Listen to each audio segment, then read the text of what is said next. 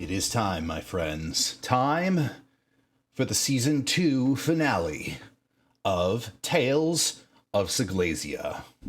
Welcome to the show. And thank you, everybody who has decided to tune in tonight. We have a fantastic final session of this campaign season, of which, after tonight, there will be a slight changing of our player roster, and on top of that, well, there will be about a 2-week break between now and the next session. So I am here to celebrate the making of Tales of Seglesia and reaching session 19 and reaching the end of season 2. Tonight, we do have an assortment of players. 5, potentially 6, if I can manage to get Phoenix V in on the game in a timely manner. However, as a quick update for y'all, this is also going to be the last session where I am going to be utilizing the current rendition of the channel points system, as you can see over here. This channel point system was pretty darn successful, if I do say so myself. I got a lot of use out of it, and a lot of individuals managed to interact with the stream by way of utilizing these options with channel points. However, there's going to be, after this session and after 2 weeks, when we come back for the beginning of Season 3, there's going to be a bit of a revamp to this. However, tonight, you may notice, if any particular individual decides, and hopefully this is set up correctly so that it will be able to work. If anybody manages to grant a player a +1 token, or a 1d4 roll, or a health potion, or inspiration, you should see a small animation show up in the box just below where my webcam is. I did set this up with Touch Portal. Hopefully it is live and ready to go tonight, so just a little extra flair on the overlay. In addition to that, I am also very excited for some upcoming activity that is going to be taking place in Project Aurora, revolving around this mini campaign that has been pitched and in the works. All of the staff has been chosen, and we're going to have our first staff meeting on Sunday, of which will be the time when we figure out the premise of the setting for this mini project. You also might be wondering, what is Project Aurora? Well, Project Aurora is a MMO D&D experience, a living world setting with many DMs, many campaigns, many more players, and one universe where this all takes place in. So, if that hits your fancy, please go over to the doobly-doo to chat this way, not that way, this way, and click on that link and enter to become a member of Project Aurora. It's actually very simple. All you need to do is say hello. You could also throw down a player application, which, while in the short term, there may be a little bit of a delay, there's going to be a lot of gaming opportunities coming up in the near future. So please make sure to represent yourself in that way, shape, and form. Without further ado, we are going to switch it over to our players. We're going to say hello, and we're going to peek in and see how they're doing. 1 second. I'm so used to it being like dark as fuck by the time this game starts. Weird birds are chirping still. Oh, we're talking about daylight savings time, aren't we? Yes. Yes. All right. I mean, as y'all might be aware, and as I mentioned to y'all, but y'all in chat may or may not be aware that at least over in the States, there is a potential bill going through Congress right now to eliminate the switching between standard time and daylight savings. Basically, we would just stay in daylight time, and that would be it. Done skis. No more changing, no more losing an hour, no more gaining an hour. Hopefully that happens. But starting next year, yeah. Whew. Yeah. So, tonight, for certain, we have 5 players. We might have 6 soon coming. We have tonight Larpstrong Carter playing as Roby. That's me. That be you.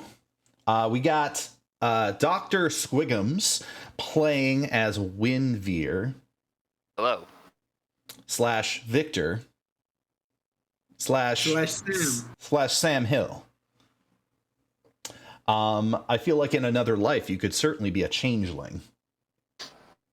And then we have our very own Ambrose playing as Zug. Reckless attack. We have Sean / Blackman Inc. playing as Scoop. Send feet pics. And then we have ourselves the man of the hour, Mr. Sensei Suplex playing as Rashid. And like I said in chat, I'm here to hold it down for all the Dendar worshippers, all the world serpent lovers. Say something in chat. Hell yeah. Right. So being that this is going to be the final session of season 2 and of this particular adventure, this does also mean that this will, for Tales of Seglesia in this period of time, be the final session for Rashid Al-Safar.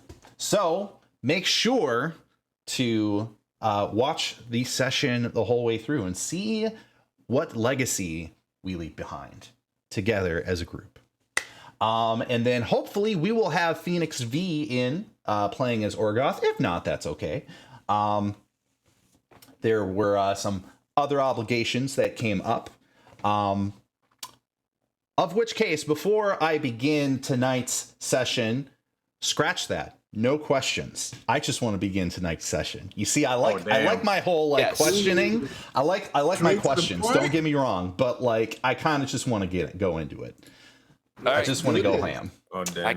He's trying to get this TPK rolling.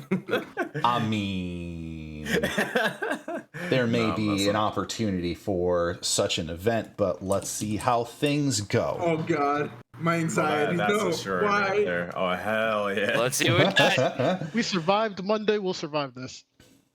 That is true. True. Hey man, hey yo, someone tell Chris to get on and log into Foundry real quick. Let me just steal his rolls. You want to roll for you? Someone give me inspiration. I'm gonna need it. Oh fuck. I need that inspo, boys. Y'all give inspo to Rashid. He's gonna have to roll some dice today. Some death saving throw. That's what I'm rolling. Oh god. All right. So, without further ado, we begin.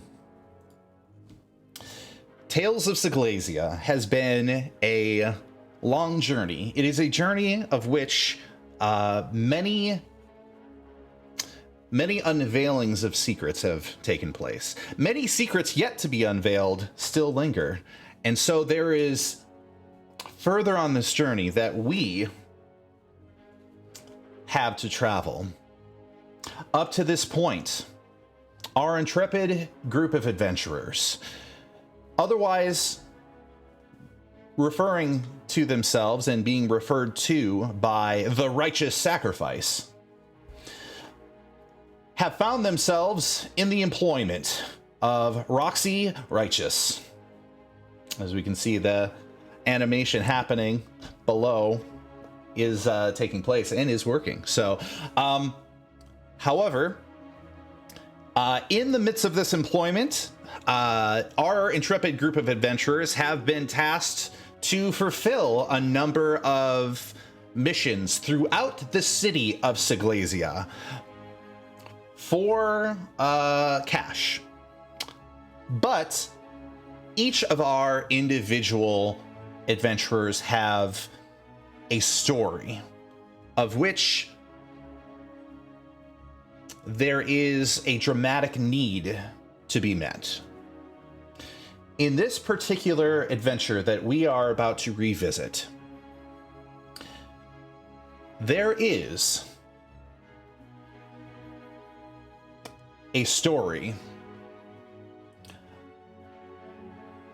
A story of struggle, a story of yearning, and a story of strife. As one Rashid Al-Safar has been on a journey seeking the location of the weapons of Dendar. In times throughout our journey, glimpses of the path have shown themselves. It is of recent that an actual speaker of Dendar was able to make themselves known to the party and guide them upon the final stretch of this journey to locate these weapons of the world Serpent. Through sewer and through snow, our adventurers have come upon the estate of a family that has performed deeds to the royal family. Based upon the magic of a compass, they have deduced that these weapons reside somewhere within the estate. However, upon them sneaking inside, having thought that they had entered stealthily, to the best of their ability, let's be fair, the risk that they had taken, unfortunately, had consequence. And we return upon a very specific scene where, upon entering through a window into this estate and creaking open the door, a woman stands there with a magical crossbow in hand.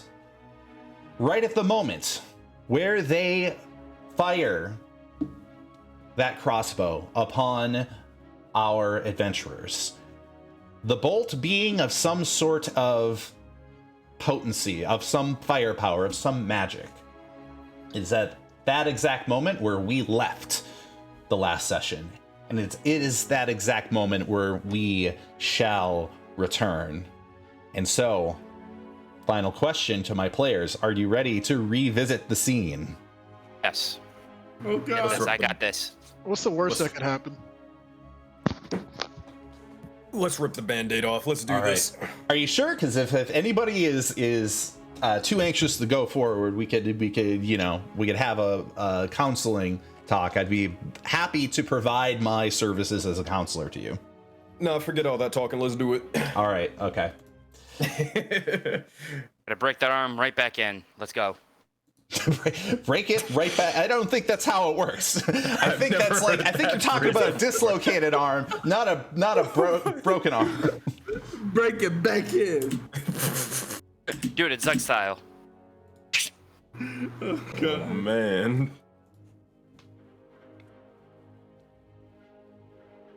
As we load ourselves back into the question marks estate, does this scene look familiar? We have Absolutely. 4 of our adventurers having just creaked open the door and a bolt fired upon them. In a flash of light, as this bolt careens towards the door itself, it manages to hit the surface of the door. And within a radius of the door, a thick cloud of magic consumes the air around you. As the effects of a spell attempt to take hold.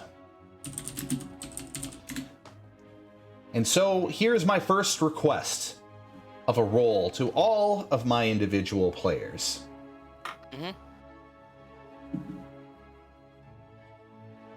I would like to know how lucky you feel. Because this is a spell effect that doesn't require a saving throw. It simply requires that you have enough hit points. Alright, we Oh lost. god. Oh no. Yeah, we lost. But we will see very shortly what that roll comes to.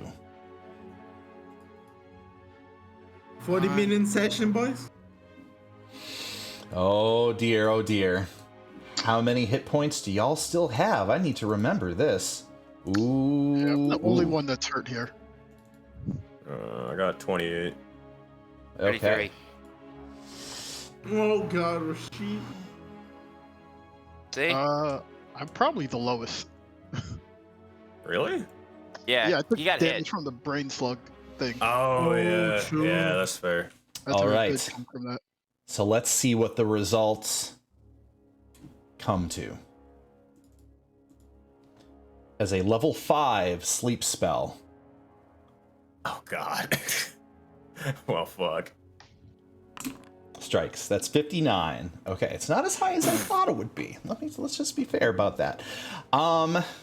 However, based upon 59, I do have to take the one that has the lowest hit points at this time, and that's going to be Scoop. So, 59 minus 26 is going to be 33. And then, of course, the next person here will be 28. 33 minus 28 is going to be, I believe, 5, if I'm correct. 28 to 33, yeah. Okay. Scoop and Rashid, you feel cloud cover over your mind as you find yourself falling deeper and deeper into blackness, as both of you instantly fall asleep. Night, night. And Rashid, I'm sorry, Winveer is standing there, coughing and hacking, and looking down and noticing that 2 of his compatriots have fallen. The third compatriot,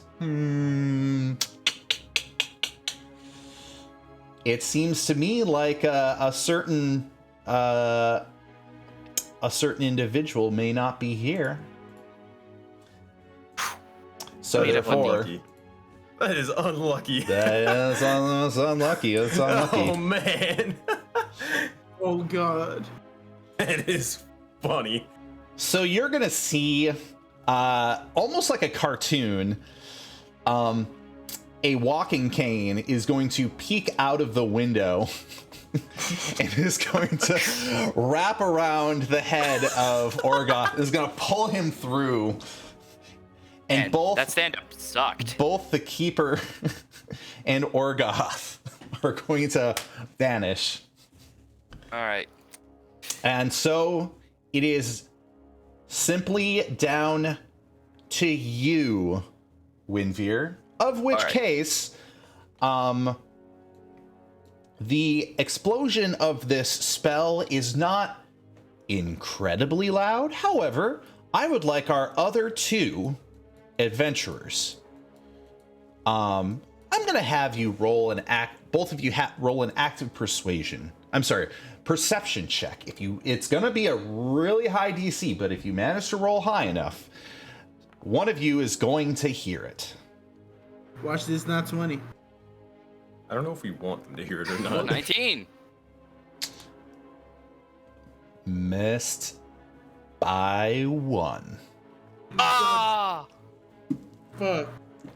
Oh god. All right. I got this. That's a wrap. Yes. All right. All right. For the sake of it, we are going to jump into initiative. So, if I can have you, Winvier, jump into initiative against this individual, and I will add people who are in initiative as it is necessary. Gotcha.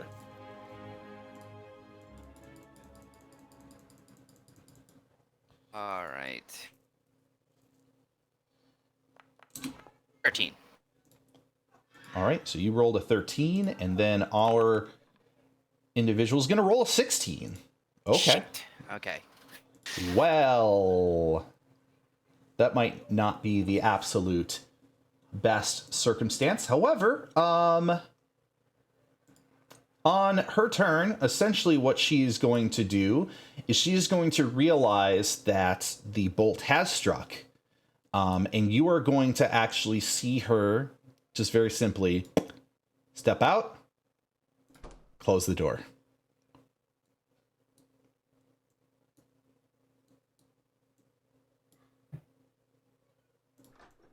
And you're going to hear a door open.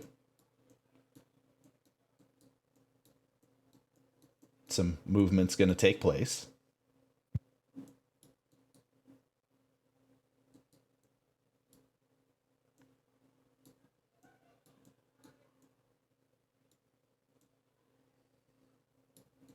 Boo, boo, boo. Silently slipping.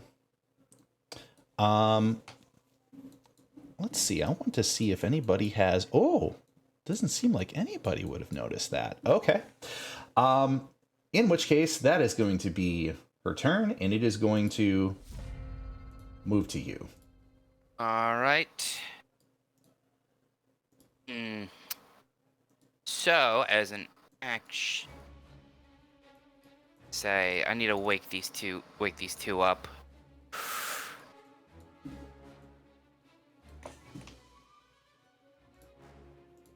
I need that spell. Let's see.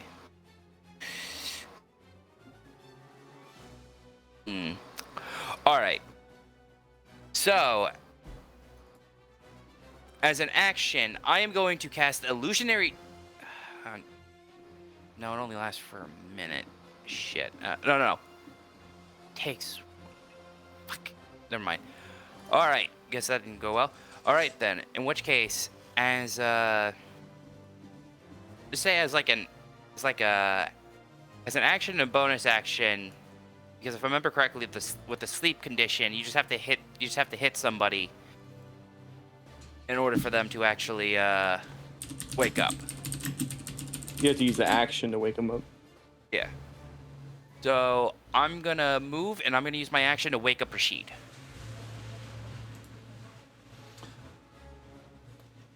All right. Yeah, I do believe. Falls unconscious until the spell ends. The sleeper takes damage, or someone uses an action to shake or slap the sleeper awake. So how do you wake up Rashid?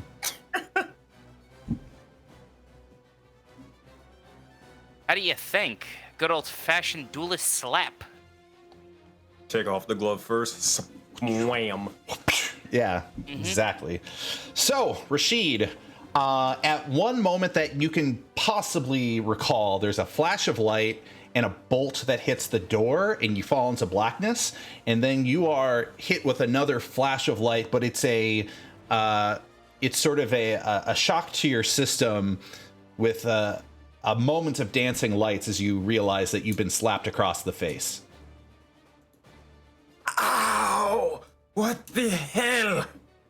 Wait, what happened? Magic bolt hit you. You're asleep. Wake up, Scoop. We gotta get those now. It happened. I have a plan. Follow my lead. Okay. And I'm gonna use the rest of my action to get over to the door, unlock it.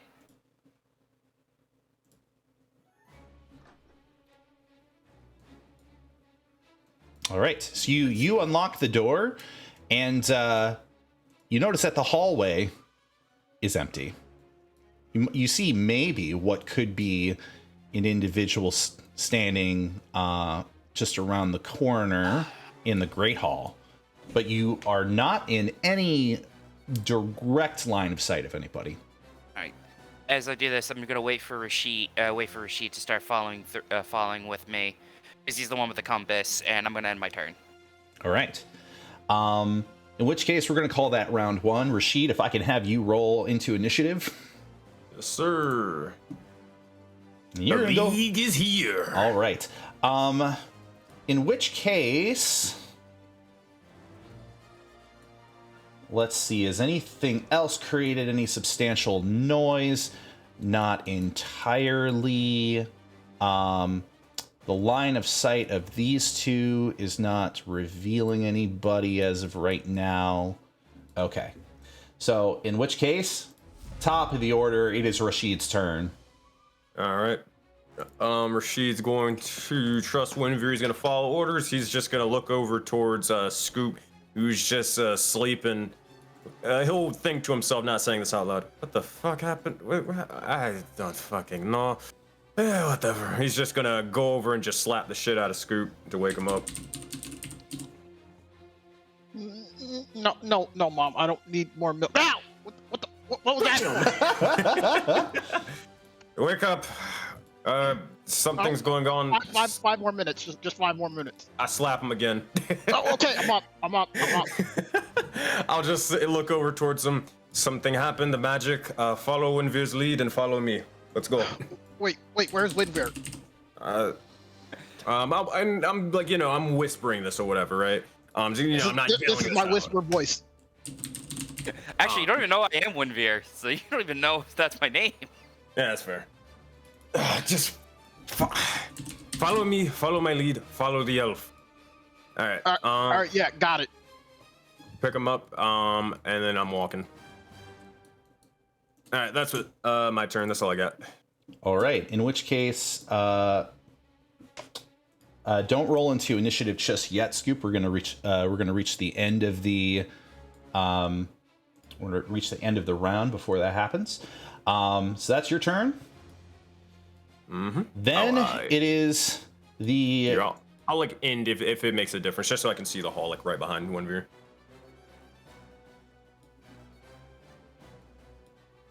All right, there's going to be maybe limited movement here. You're going to hear a door open. This door, I would say, is relatively close. I'm going to have these two individuals roll another perception check and see if they get high enough. Oh, God. Because they're on your side of the building, there is more commotion, and you are hearing murmurs. 2 19s? Damn. Well, in this case, the DC has dropped, and you have hit the DC. So both of you are aware that there is movement, and you could have sworn that you heard as a murmur something about there are men here. So you are now aware that, it seems like they are very much aware that there are intruders. So I'm going to make sure that you are added to the combat tracker. We're going to wait until the end of this round, and then you will be able to take your actions. And I'm going to move over to... The final person in the round is Winvir. All right. Hey, Matt, do we roll for initiative? Not yet. Not yet. Okay. All right. So I look over at Rashid. And I ask him, "Is the compass still?" It's like, can I see the compass for a second? Yeah, I'll show him the compass. All right. It's still pointing the same direction that we've realized, right? Correct. As I had mentioned before, it was about there. Yeah. All right. So I'll probably just sort of say, "Hey, buddy, you think it's time to come clean, or I don't know what's the plan?" I here?" have this. All right. First and foremost, we need first of all, top priority objects. Go. As I'm pretty much trying to just. Actually, I'm gonna. I was gonna say, can I do a stealth check just so it's a little bit quieter with my tapping? You will? You can in this case, if you want as your action to roll a stealth check, you don't have. It doesn't seem like you have anybody in direct line of sight of you, so I will let you make that attempt. All right. I also want to just mention, I believe Rashid got issued a 1d4 health potion by chat. Yeah, I got it. Okay. Added. Excellent.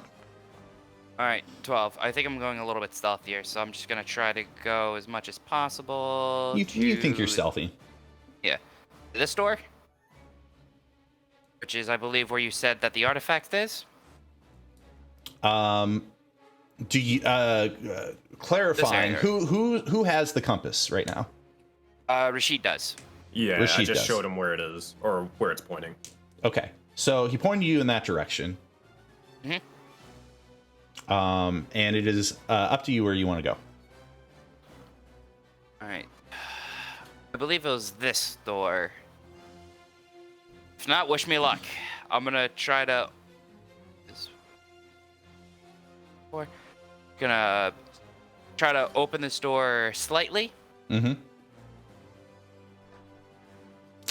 You have opened the door and you see a bathroom. I figured as much. 1, 2. I'm just gonna end up here. And now I see. I guess I see the artifacts now, don't I?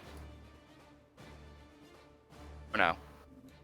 Oh, no, said it You was in open here. that door. What you see is a bedroom. What's interesting, as you take a peek into the bedroom, there's nobody here. Mm-hmm. I'm trying to see how would I describe? No, you wouldn't see anything odd. It's just a bedroom. It looks like there is a bunk bed located here, a top and a bottom bunk, and it looks like the quilts have been just thrown aside. As in, definitely with your passive insight or passive investigation, you would determine that, you know, whoever was there had left the bunk bed in a hurry. Yeah, alright. Luckily I'm still disguised, but it's like, alright. As I could see Rashid, right? You can see Rashid. Alright.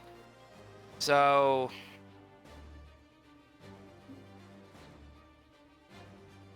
is that I look at them, I point to the 2 rooms, just do like a no. And that would be the end of my turn. Do a what? Do like a nope, like a shake, like a nope. Artifacts aren't there. Gotcha. All right. In which case, that is the end of the round. So, if I can have the other individuals roll into initiative.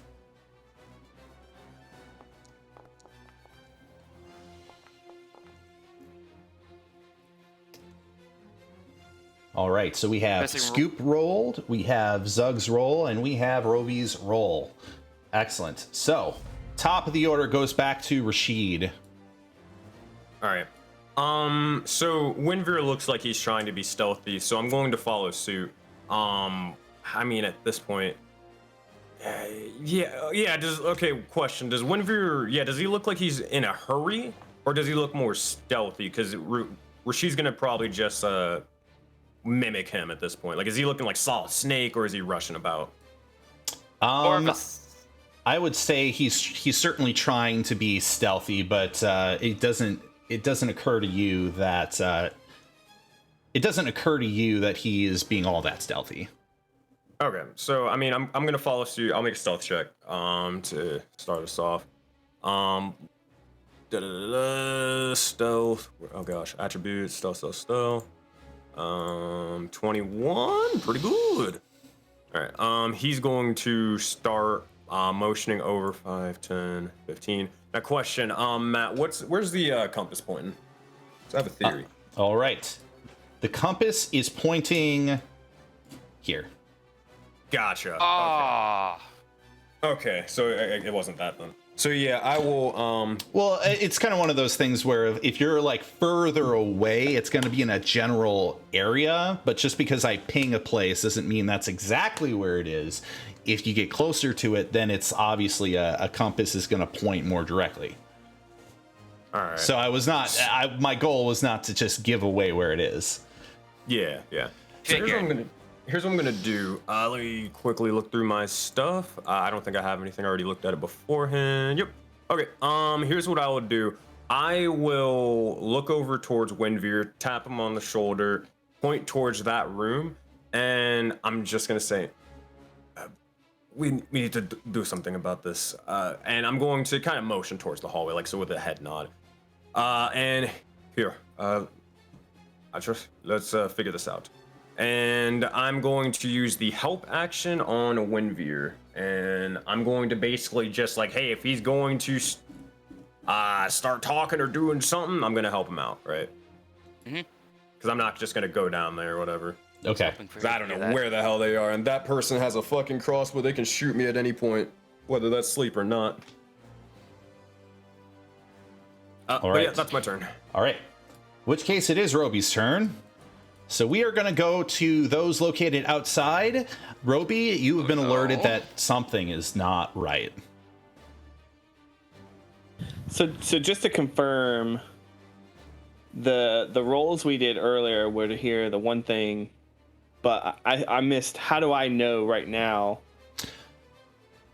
So it's assumed that the 19, which Zug had rolled, that he's sharing that information with you. Ambrose, that is to say, Zug, you're sharing information with Roby that, like, you overheard that they're aware that there are people in the house? Oh, yeah, definitely. Okay, so that's how you know.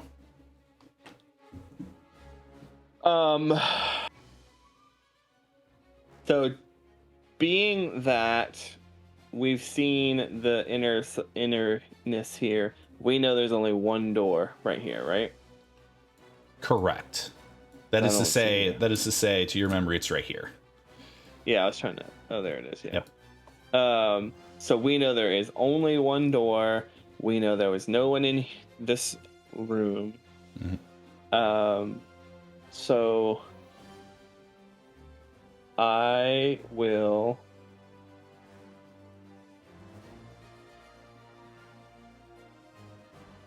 Yeah. I'd like to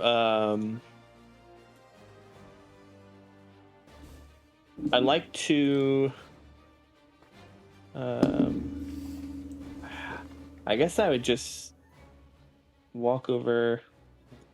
I can move for a second. Oh, because it's stopping from. Are these trees stopping us from going in through this window? They're not. Okay, I just want to make sure. I think I would just walk over here and I think it is time for the Zug special. We must get inside quickly. Is there a sure? Coachman said no sex special today. I believe that we are now being under attack, which would mean safety comes first. Safety rules all other rules out.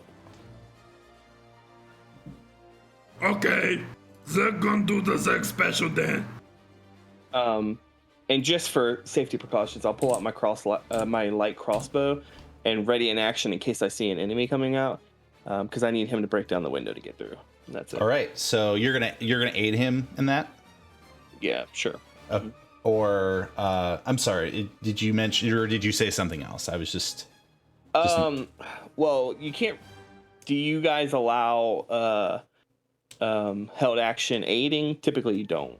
Like, it's not a thing, but it's I mean, I would allow it. Okay, then I'll do that then. Okay. I'm holding back the limbs on the tree so he can, not have to worry about it and just rush right in. All right. In which case, that is your turn. Mm-hmm. And we are going to return to the Denzians of the house. What is it that they plan to do? I'm going to make a roll to see if somebody decides to take an action. And of course, they certainly do. So you're going to see somebody pop around the corner. And in response to this, you are actually going to hear, I could take the scrawny one. And then another voice saying, Yuki, no! And you're going to see this woman run up 1, 2, 3, 4 with a sword and is going to, with a rapier actually, and is going to try to slash wildly. Could we say something as we see her approaching? You could, but she's going to be taking her action because it's her turn. Gotcha. Go ahead. I'll do it after she swings. That is a non-natural 20. And that's going to be for 5 damage. As she takes the rapier and she slashes you across the midsection. She looks like she has sort of a very daring and wild look on her face as she is doing so. Wait, hold on. What was her name again? You heard the name Yuki. Holy shit. Okay. Right. In response, you actually do see another person around the corner. 1, 2. And she sees Yuki beginning to slash, and she's like, "Wait for me!" 1, 2, 3, 4, 5, okay, at this point. 6. Oh, all right. At this point now, I'm not waiting for this shit. As soon as I see the person just rushing over with a sword and another person rushing over, can I just hold my hands out and just say, "Wait, not your enemy," or something, instead of just watching myself and when we're getting kicked in the ass? You can. you can say that, but once again, it's their turn, so we'll figure out how that rolls out when the round gets back to you. Okay, just so I can say it, Yeah, this individual sees you as the next target, so they're going to take their longsword, and less wildly, a little bit more practiced, they're going to try to take a slash at you. 12 probably isn't going to hit. Nah. No. In response, the mother is going to step out, and she's in the middle of loading a crossbow bolt, and she looks like she's kind of pointing it all around her, like she's keeping her eye on YouTube, but is also very wary if anybody else pops out. And then you see this little girl pop out and round the corner, and she peeks out from the corner, sort of scared, but then sort of watching. All right. And that's let me see. There's one more person I need to move.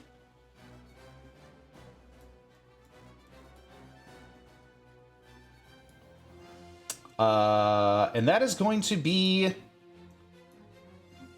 it. Oh no, you were going to see another individual just sort of pop over out of this hallway, and they're going to stand there, and they are going to be pointing what looks like a blunderbuss. Oh no. Sort of just around the room, ready to like fire it at the first person that she sees that gets close. All right. It is now Scoop's turn.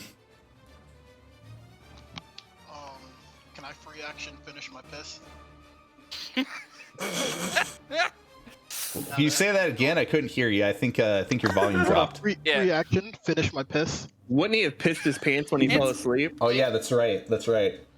Yeah, so I have to finish it. I have to shake. Okay. Oh my god. And that would be rude if I didn't shake.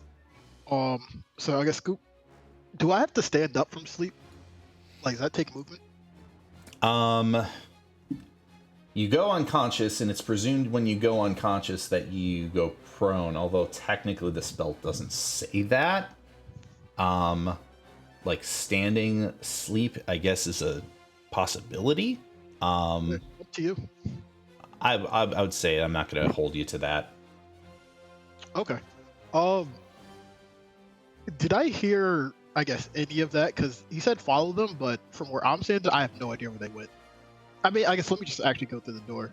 So The door, yeah, so like the door is wide open, so you can presume that that's where they went, and you hear commotion. You hear like the yelling of a couple of ladies, and it seems like you hear Rashid yelling out like, wait.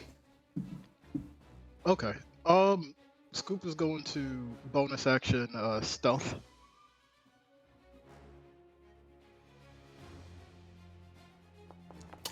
Oh, you're stealthy for sure. That's 5, so 10. Okay, so I see them. What do these people look like? These, you see two young women that look to be in their early adulthood. I mean, they look extremely similar to each other. You realize that they're actually twins. One of them has their hair in a smoother, more flowing fashion. The other has it braided. They're both wearing nightgowns. And they're both swinging swords at both Winvir and Rashid. What is Winvir doing right now? I'm putting my hands up. Like surrendering? I'm kind of like with Rashid going whoa. Yeah.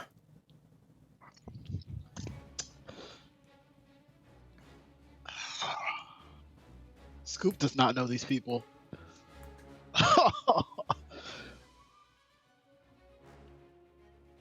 I think Scoop is still going to attack the one in front of Winvir. Oh my god.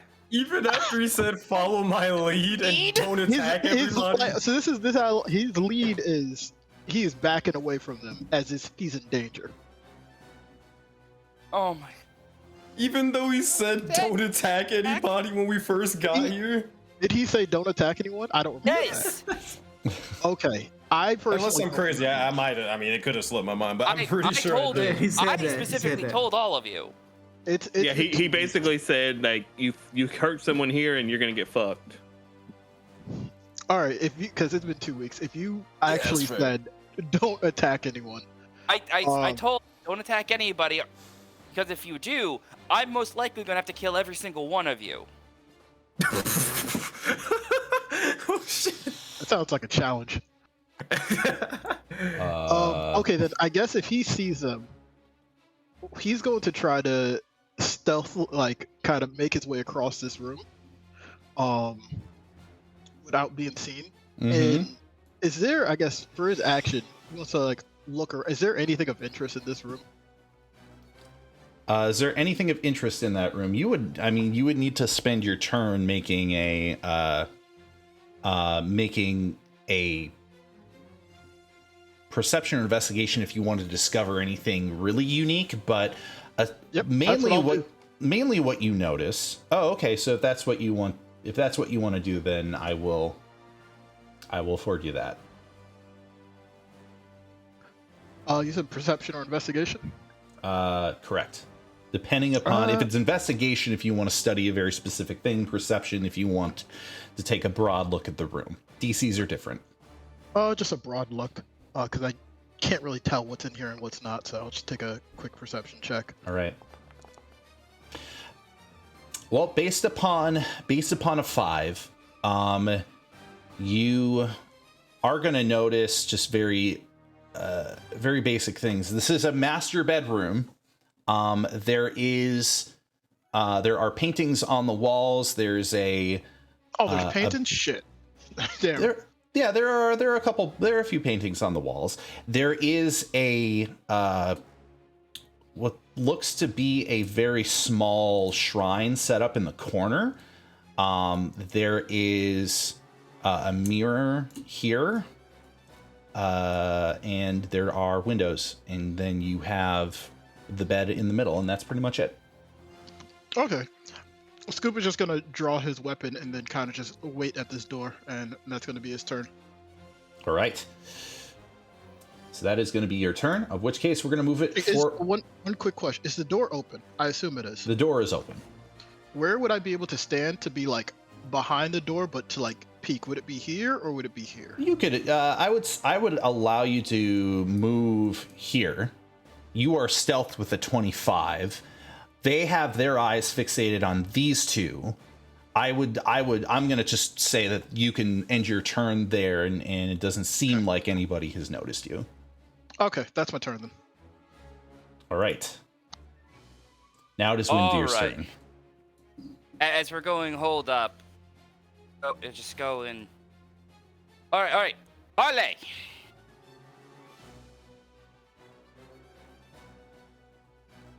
So you're going to shout parlay. Just...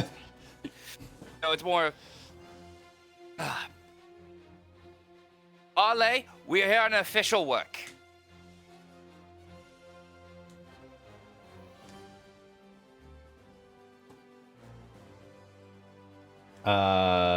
That is a persuasion, my friend. You will have to roll something. That is a deception. Here, come on. That is a deception? Yeah. Official work. So you'll see as because I gave you the help action. You'll see as Rashid is just kind of like breathing heavily, like I'm gonna have like a wild look on Rashid's eyes, like holy shit, what is going on? What are you guys doing? Sort of look. Mm-hmm. To give him advantage. All right, come on, Big Savia. Hey, 26. So this is tricky because you said you were on official work, but you performed this official work by slipping into somebody's bathroom and trying to sneak into their house. So you rolled a 26. I will say what happens next is based upon if you can provide a better explanation. Yes. All right. Sorry for the intrusion. The name is Samuel Hill. This is my associate, Muhammad Hajar. We are working for the Arcane Inquisition in order to be able to find an artifact that is within your possession. You cannot lie to us for the fact that we have a way to figure out you do have that in your possession. We are making sure is that it is safely kept when it comes to the hands of the Arcane Inquisition. Now. I would have to say that's good. Otherwise, it'll be more than the amount of time for a single turn. But based upon that, I'm going to have a couple of wisdom rolls here. I believe, Windveer. I believe.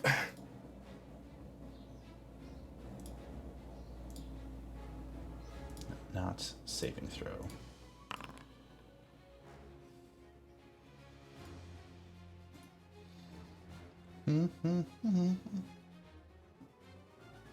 Did these show up for anybody, or did they? Nope.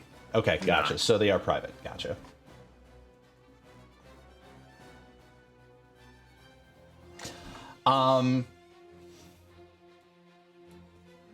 She's gonna say, Yuki here, the person that was pointed out as Yuki, is gonna be basically say, Arcane Inquisition, my ass. Wait, I failed? And then We'll see. Revna is going to jump over and is going to grab the wrist of Yuki and is going to be like, no, stop it. And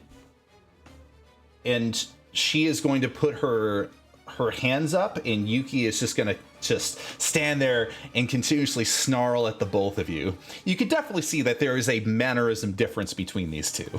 Yeah. So look at that. Go.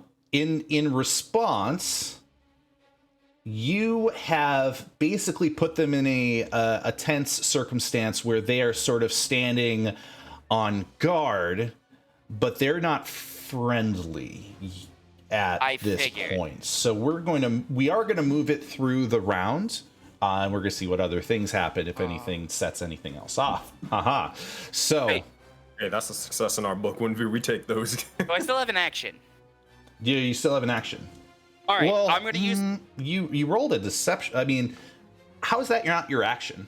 Yeah, shit. Okay, we're going to be kind of screwed here. All right, let's see what we got here. All right, Oh, my boy. Zug, it is your turn. So Zug finds himself in a crossroads. So I'm going to do some Zug mind map for 1 second. Okay. Zug mind math. Oh god, that's the least Zug thing to do, but okay. All right. He's going to go 1 second. He's going to go up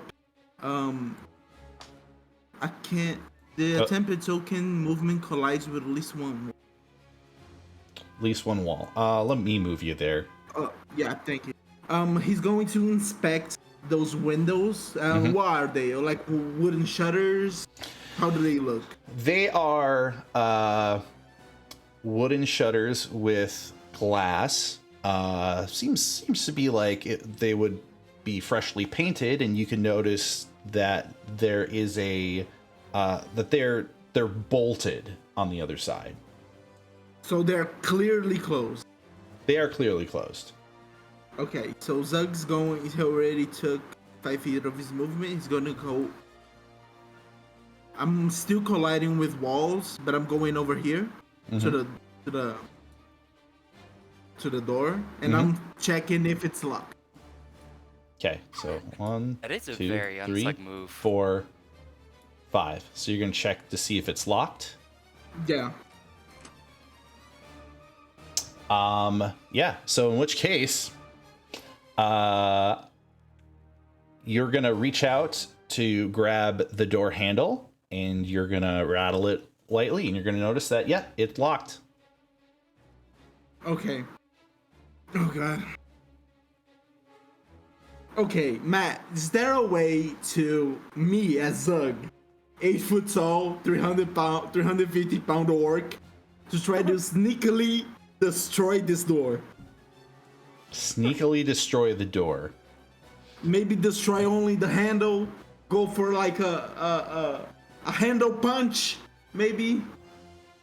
I mean, I don't see how there is a way to sneakily destroy a door, unless, of course, you had something like a a crowbar. Let me check my inventory. Let me see what little things I have. I have a javelin. You have a javelin. I would say you could use a javelin as a crowbar with disadvantage. You could make that attempt. I mean, it's going to be it's going to be a pretty ridiculous DC, but if you roll really good, then... Yep, that's what I rolled, so I'm going to go with it. What is the check? I would say you're going to be doing a strength check. Ability check with disadvantage. Yeah, you're going to be doing it with disadvantage.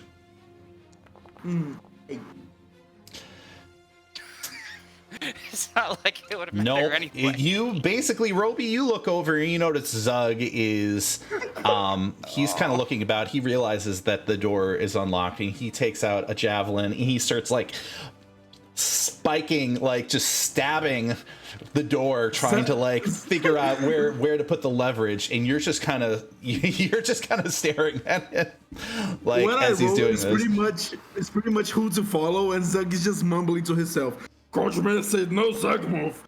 Coachman said no Zug move, and he's trying his best. He's trying his best. Oh god, I just closed Foundry, but okay, that's my turn, I guess. All right. Top of the order, Rashid, you get a shot. What is it that you do? They are standing. They're standing ready and worried, but they're not attacking. I mean, realistically, like Winvir said to, hey, just follow his lead. He, out of nowhere, just pulled this fucking crazy ass story out of the blue. Realistically, Rashid is not going to say shit until Winvir calls upon him for him to say shit. And he's gonna take the lead. I mean, I'll look around and see if there's anything I could possibly do. I mean, not really much. There's not really any actions or abilities. So I mean, like, hey, if you would allow it, and I'll describe how I do it. If it makes any sense, I'll just use the help action again, but I'll describe like how I'm helping whenever he says stuff. You know. I will allow that. Yeah. So I mean, there's not much you can do. That's his turn. All right, Roby. It is your turn. I'm so sorry, Roby. So I imagine with my passive insight of 17, I get the gist of Zug kind of being hesitant on the Zug smash, as I see him trying to be a little bit more, strategic in that aspect. Mm-hmm. Question: when we came up here, you said the gate was see-through. So, is this the main door? You're pointing at there. Yes, it is very apparent that to the side of the building that is not the bakery, that is the main door. Okay. I'd like to call out to Zug. If you are not wanting to damage the property, follow me, and I will begin to move. Okay. So, dang it. I gotta click. What's the button? This one? There we go. So that's 25, 30. Mm-hmm. And I'm dashing as my action. Okay. To get to the... Oh, I see what he's having the issue with. Yeah, because I put I put walls there technically. So I'd like to get up to the front door as a... how long does this last? Yeah. As a free action, I can knock on the door, right? It's free action, yes. All right. So I'd like to knock on the door and just in a as loud a voice as possible.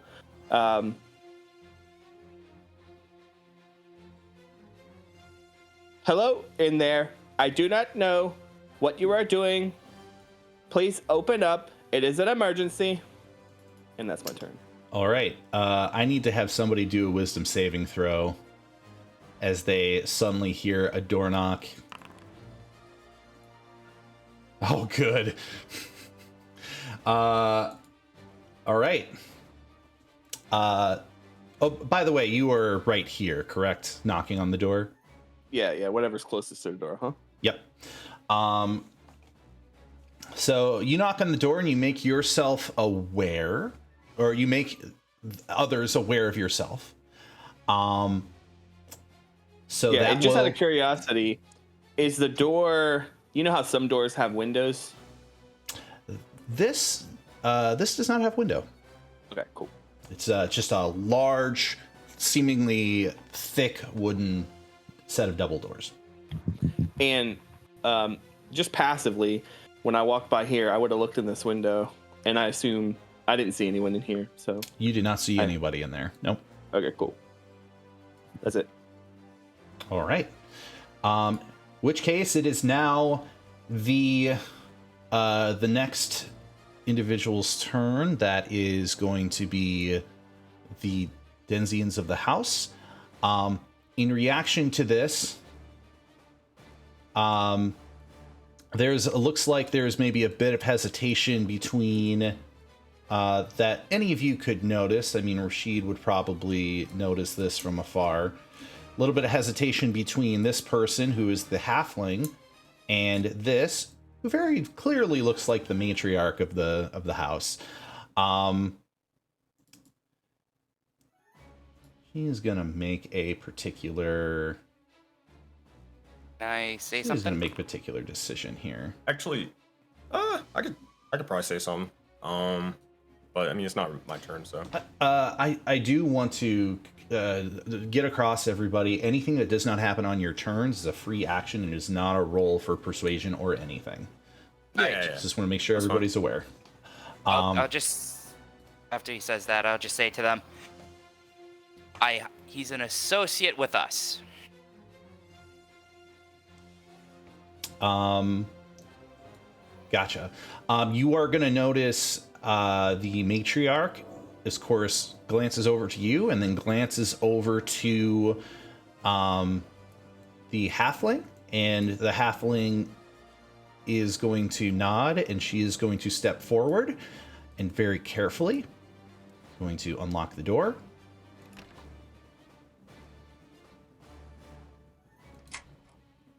And open it.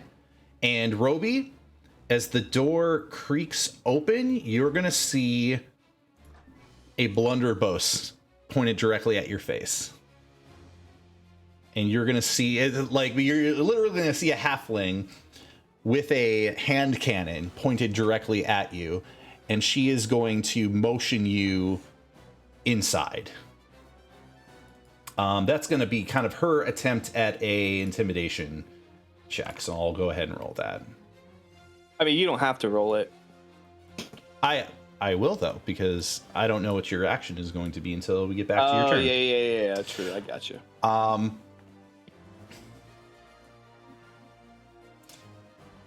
You're going to see Matriarch step forward, and she has another bolt ready, and she has it pointed at you. She's going to say, Yuki, Revna, stand back. And this individual is going to step back and is going to tug the arm of Yuki, who is still snarling at both of you. He's going to pull each of you back, or each of them back.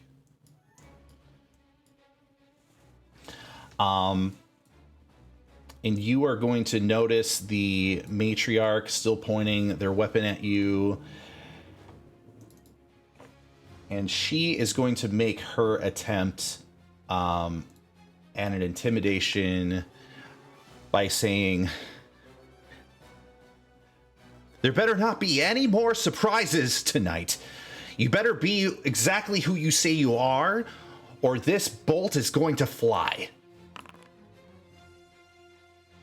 What did she get? She got a 13. Yeah, you can tell that she's pretty earnest about her threat, but you are not afraid of something going terribly wrong.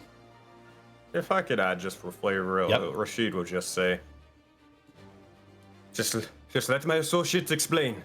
Everything will make sense soon. Just let us be able to speak, and we can resolve this. And that's it. All right. And that's going to be their turn. We're going to flip over to Scoop. Given the situation that you have witnessed, what is your reaction? How are you gauging what you're seeing? No one is swinging anymore. So for Scoop, that's a win. Yeah.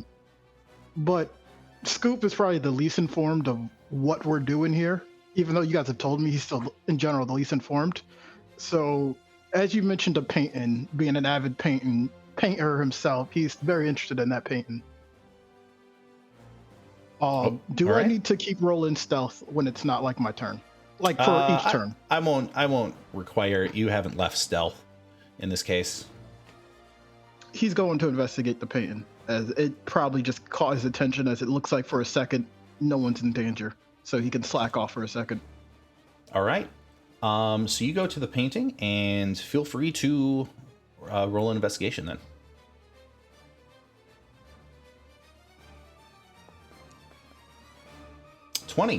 As you are investigating the painting, you sort of notice that it's typical that if there's a painting on the wall that's been there for a while, it stays in place, and there's kind of a very gentle mark on the wall of where it is. Over perhaps multiple years, there might be sort of like an outline of brighter and darker paint on the wall. In this case, you notice that this painting has been shifted before.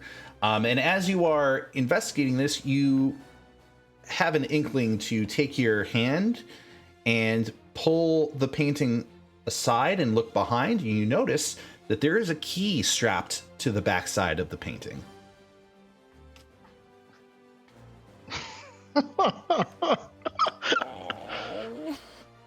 Let's take this key. All right, you take the key. Wait, hold on. Give me like 10 seconds.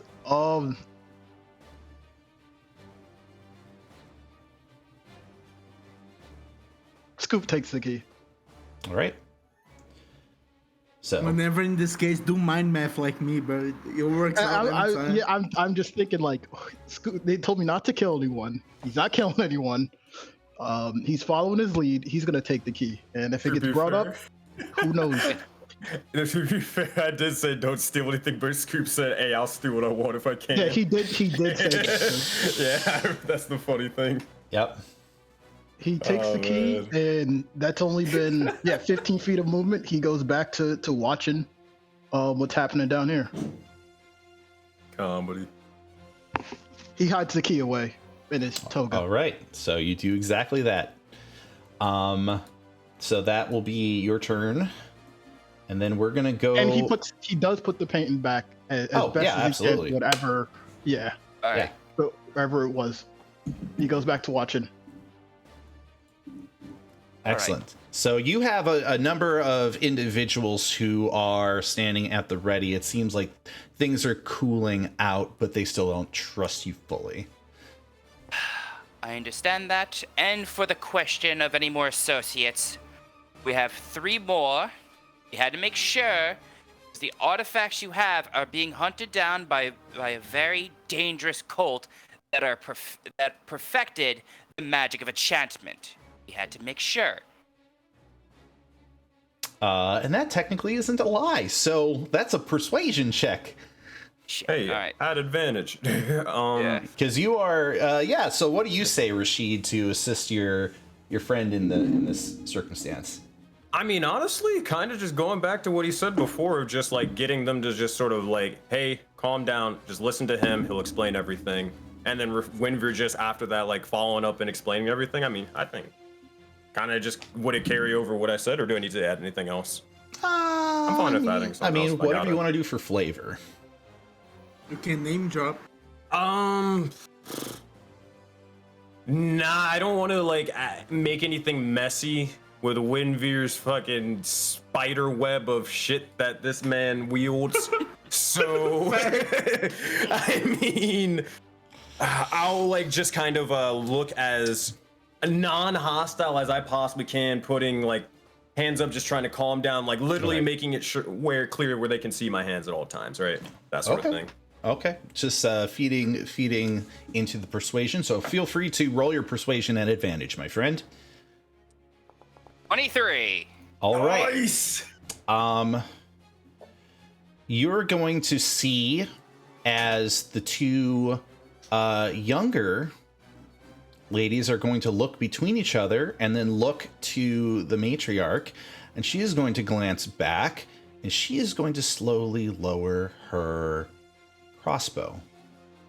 And in which case, I'm going to move to Zug last, but I'm going to presume that unless something really bad happens that is caused by Zug, we're going to end initiative after that. I'm gonna. Likely.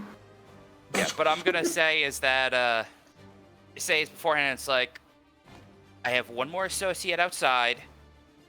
His name's Zug. Call him in. All right, we'll see what Zug does. It is Zug's turn, and you get a chance to do a thing. Whatever it is you feel like doing, Zug. It's all in your hands. Zug, as commanded by Roby, will follow him as far as he can. Okay.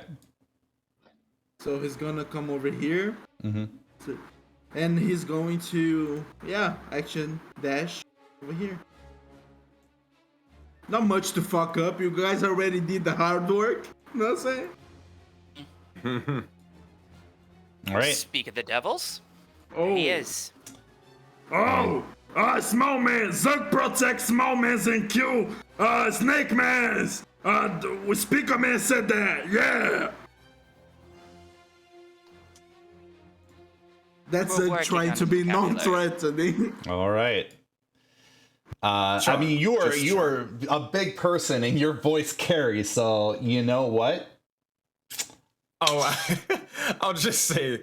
Oh, I He's should the mention muscle. to Ducky as he is in chat. This is a second successful charisma check. The first one was to get them make them paused. So I'm not just giving it to them. So just so that you're aware. Anyways, so you are now standing all in sort of an uneasy position between all of these individuals, and it seems like they are lowering their weapons for the time being, and the matriarch, who has a very, you get the sense from this individual that they have a very stern demeanor, a very, don't joke around with me or things are not going to go the way that you want kind of aura about her. And she is going to take a slow step forward, and she is going to look between the both of you, and she is going to say,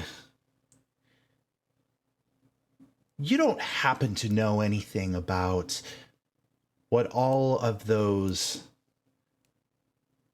I believe the term is Yuan Ti, are doing? You've been investigating them for some time. I would have gone through the front door, but they have abilities to enchant people. We didn't know if you were compromised or not. She is going to quickly retort by saying, we can take care of ourselves. We don't need your help. Figured with that one, as I saw with your marksmanship, all we just need, all the Inquisition needs, is just the artifacts, and we'll be on our merry way. Let's see here. I'm going to do a thing. Let's see how that rolls. Okay. She looks between the both of you and she says, I have no idea what you're talking about. So you're going to need to give me more information before I start helping you with anything. The compass, if you will. Right. And you'll see as he will pull out the likes of the compass. We have proof. We have in your possession that is able to track the artifacts that are within your abode. You are a woman that doesn't want to joke around. Neither am I. Like I said, all we just need is the artifacts for the Inquisition. Be on our merry way, and the severed hand won't be coming after you. She is going to blink, and then she is going to say, if it's in this house, it's in our possession. Whatever it is. So, what exactly are you looking for? We're looking for particularly powerful weapons that are believed to be artifacts created by a long dead god. I believe the name was Dendar. Well, very uncommon name. No. What others would refer to as the world serpent. She begins to think long and hard about that, of what you've just shared.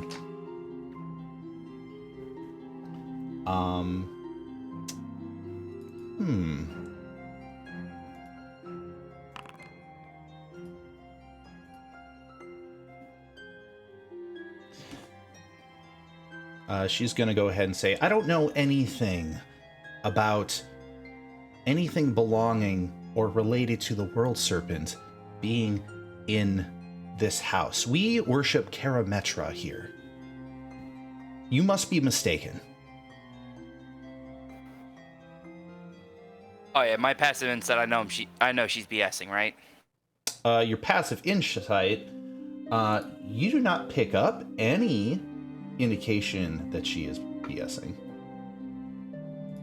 She beat a 17. Damn. Or there's nothing to lie about. Figured. I'm not saying that you worship them. All I'm saying is that you have it in your possession, and it's very dangerous to have them in possession, especially there's a very dangerous cult that are looking for these weapons. See here, there has been a lot of stories being flown about by you tonight. So, let's do this. If I entertain you, and we figure out exactly where that item is pointing to,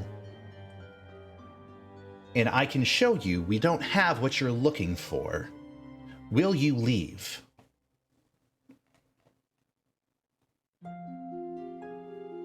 As a member of the Inquisition, I will follow by these rules.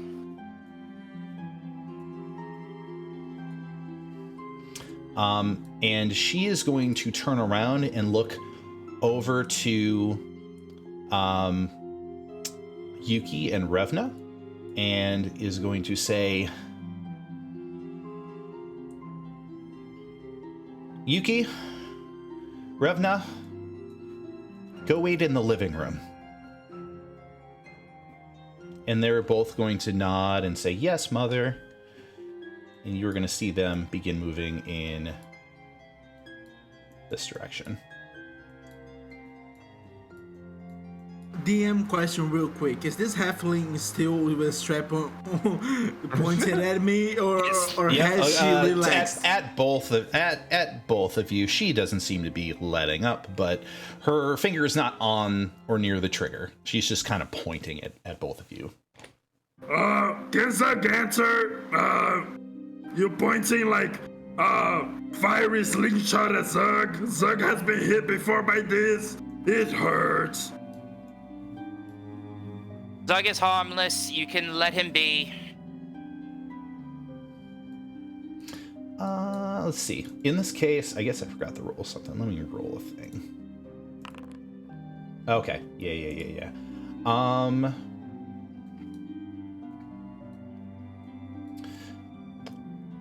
You're gonna see the halfling is going to motion you inside Zug, and she is going to point to the center of the rug in the middle of the great hall, and she's going to stand right here. Thank you, small person. Zug coming through. Don't push your luck, buddy.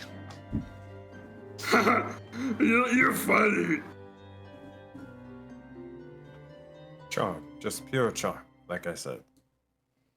And you are going to see the mother step down and she is going to wave both of you over.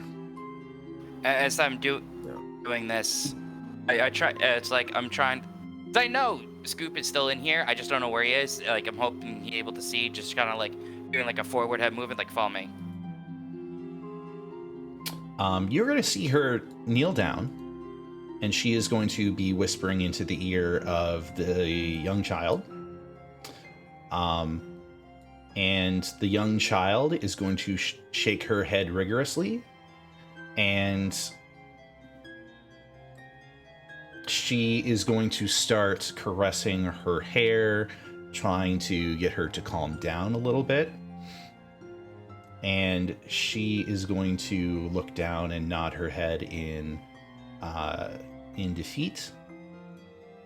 And she is going to start moving towards the living room, and she's kind of giving dagger eyes at all of you. I'm just kind of give her a look like, I'm sorry, I didn't mean to cause any problems for you.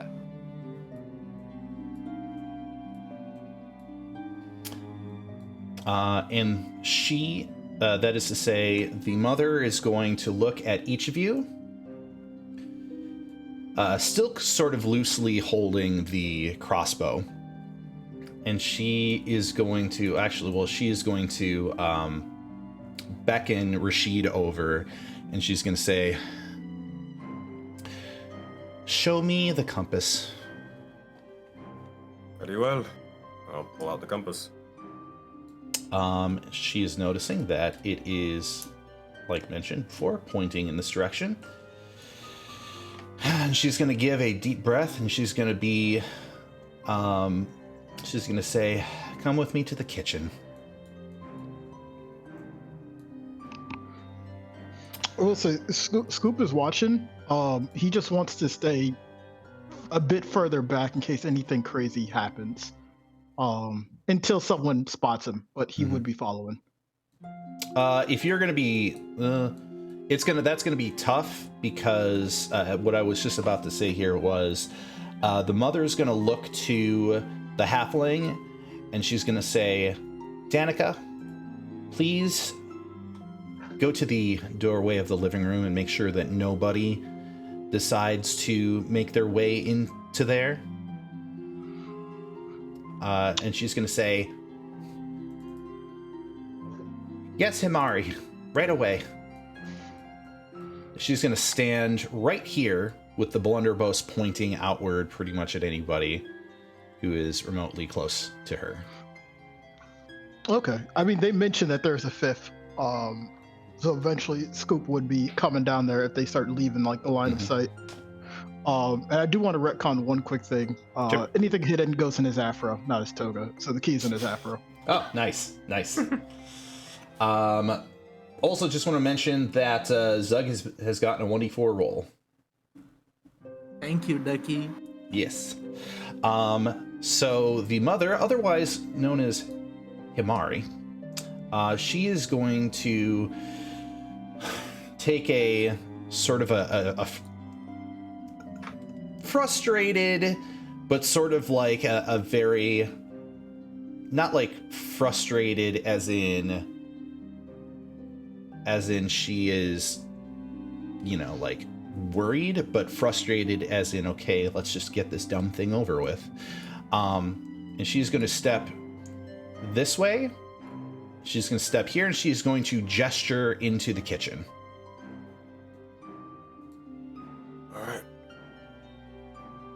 All right.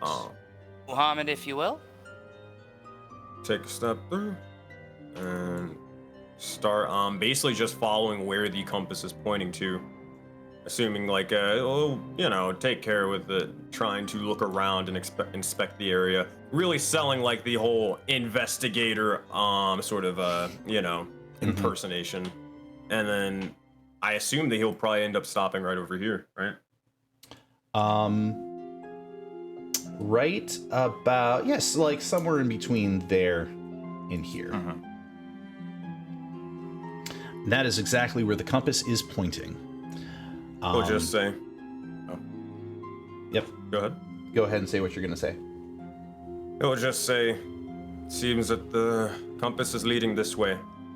Is there something hidden here? Or does it clearly look like a latch that goes downstairs or something? Himari is going to step forward, and she is going to look over towards the crates there, and she's going to look at you and say,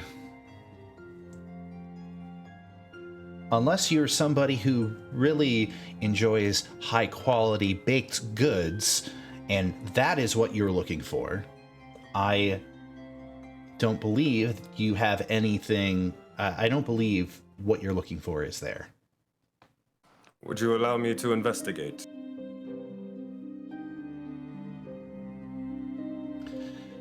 She is going to shrug, and she's going to say, it's your world for the time being. I look over to Zug and I've been, Zug, can you, Zug, be a darling and start moving those crates for us, please? Yes! Muscle mans! Bodyguard mans, do it! Where the crates? Now point over here, Zug. Any check required? I mean, yeah, I'm gonna be investigating these things, looking them over, seeing if there's anything hidden, moving them. You're off to the side. no check required. You just begin moving the stuff. As you are doing that, I'm gonna move over to this room where we have Scoop and Roby, and I'm gonna be asking, since you are in this room, what is it in particular that both of you are doing? I mean, as Scoop kind of comes in, he takes a look at this. You said to Halfling? Halfling, yep. Yeah, Halfling, and he kind of puts his hands up, and as he does, he bows his head and says, "It's a beautiful night, milady." Here we go. And Scoop is so good. Danica is very much going to be pointing that directly at you, and it's going to be like, as I said, don't push your luck with me. That's what I always do. I test the fates of luck.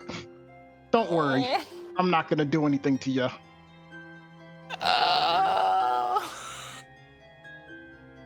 All right. And you see Scoop is kind of like in a squatting position, essentially, and he's just kind of just hanging out, like just squatting. He's the enemy She protagonist. is going to, of course, just point at you, and then she's going to move the cannon over and point directly at Roby, and she's going to say, you're too close for comfort. Back up.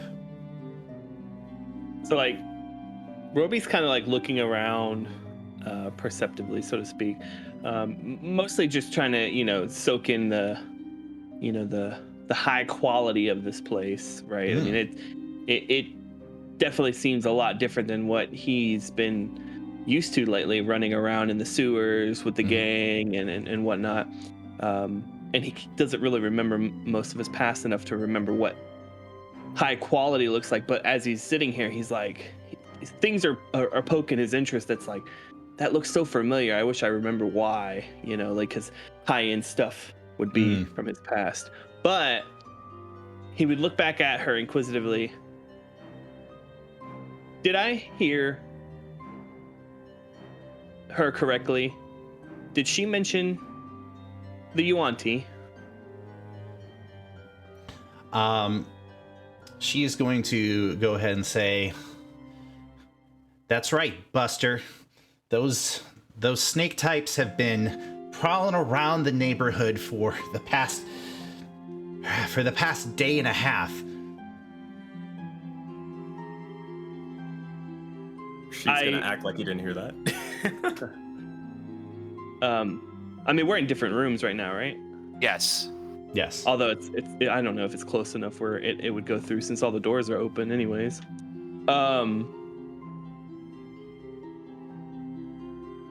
I too believe that these creatures are a nuisance, and we have been handling them aplenty lately. If you do not mind, I would like to assist with protecting the children. The others are in there with the madam and could assist in protecting her if need be. But while I am sure you are favorable with that weapon, I would feel more comfortable if you would allow me to at least stand by. Listen, you bucket of bolts. I am the one that is going to be protecting those in this room. And you can step back in the meantime until we get this whole thing figured out. You can very much tell, Roby, it's not so much that they're recognizing any earnestness or disearnestness in your response. It's literally that she is very much holding to her duty and is not wavering for anybody.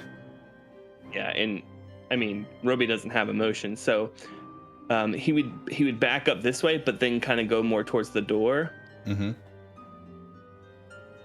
I will guard from here, if that is okay, then. And I'm not pulling out any weapon, but I'm kind of like holding my hand near my flail to prepare to attack if need be, but kind of perceptively paying attention to the door to see if I hear like anything is coming towards. Gotcha. As you are standing there, go ahead and roll an active perception check.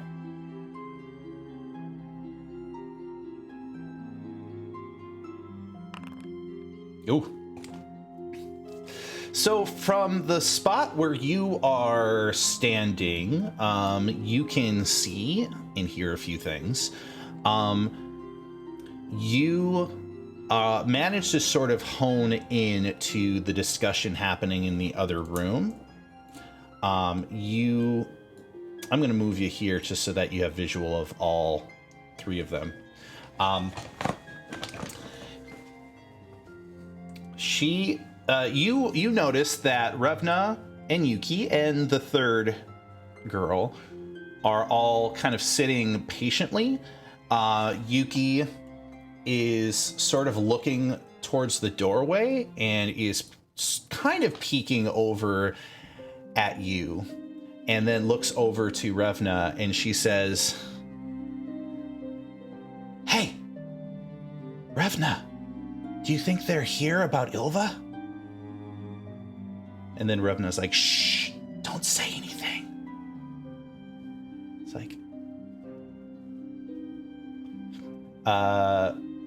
Yuki is going to sort of glance around the room a bit.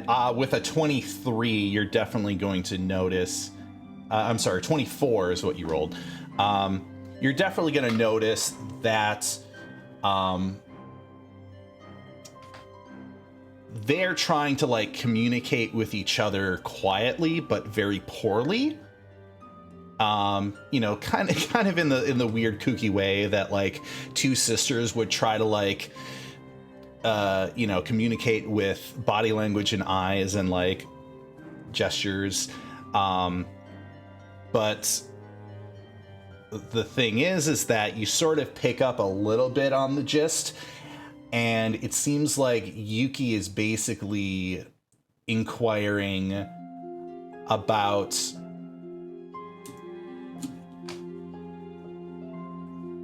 the you can't see it, but something kind of off on the other side of the living room. And Revna is definitely like giving like a tight-lipped gesture, like just stop trying to communicate with me, just shut up. And just to clarify, they all kind of, like, as we were all standing around, the one lady kind of called off each of their names, right? So we heard at one point each of those names, except for the one name you just called off. Right? You have heard the name Yuki. You've heard the name Revna. You don't know the name of this person. But you did hear the name Ilva. Okay. So when you cut back to me, I have something I want to do then. Yep, cutting back to you. Oh, you mean like one rounding back to you after going to poking in on everybody else? Yeah, Okay. I mean, unless you want me to continue, I can let the other ones continue, and then I got something I can do. I'll jump back and then we'll revisit your thought here. By this time, I would say Zug would have moved all of the crates, and Rashid, there is an open floor now for you to step forward with the compass. The moment you step there, you are noticing, of course, that the compass is pointing in more precise directions at first, and then as you were like making slow adjustments on the tile floor, you realize that once you hit a certain spot, that compass suddenly starts spinning.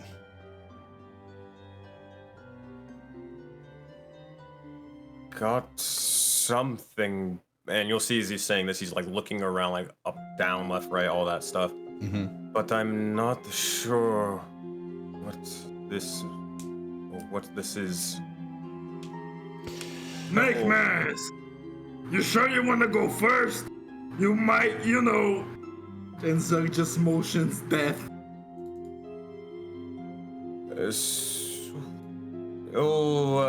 Say, assuming the premises aren't trapped or anything, it should be fine. As long as there's nothing to hide, should be fine for me to continue. Himari is going to look and she's going to say, well, seems that whatever you're looking for isn't here. So if you mind, please leave my premises. As she says that, Winveer, your passive insight suggests she is lying. Well, I figure you wouldn't be forthright with us. That's completely fine with it. All right. And I see that the compass is like spinning out of control. I can just kind of deduce that means is that it's very close. It's very close to that area. With that passive insight, if you want to know more, you can do an active insight. I'll do an active insight. I want to see what this is. I was gonna say, while he's doing that, can I like get on the ground, just start like testing the floorboard, seeing if there's any like weird stuff going on here? So, what's interesting there, Rashid, is as you go closer to the floor, the tile floor. I'm gonna have you do an investigation as you're doing this. Actually, an investigation check. Winveer, you can definitely tell that when you had mentioned, when there was discussion about there being an artifact and stuff about Dendar, she honestly had no clue. It didn't seem to you that she was lying about any of that. However, as soon as Rashid stands there and the thing spins, and as soon as he starts looking up and down, you actually see Himari blink as if something occurs to her. And she sort of goes shifty-eyed a little bit, and she decides that it might be best to just have everyone leave. As if now it has occurred to her that, wait a sec. Can I do an Arcana check on her? You may. I'm gonna see if she has the same freaking eyes as the goddamn barkeep. You step before her, and you look directly into her eyes. You do not see the same glazed look. So therefore, it occurs to you that that same charm effects that you were familiar with is not factoring into this.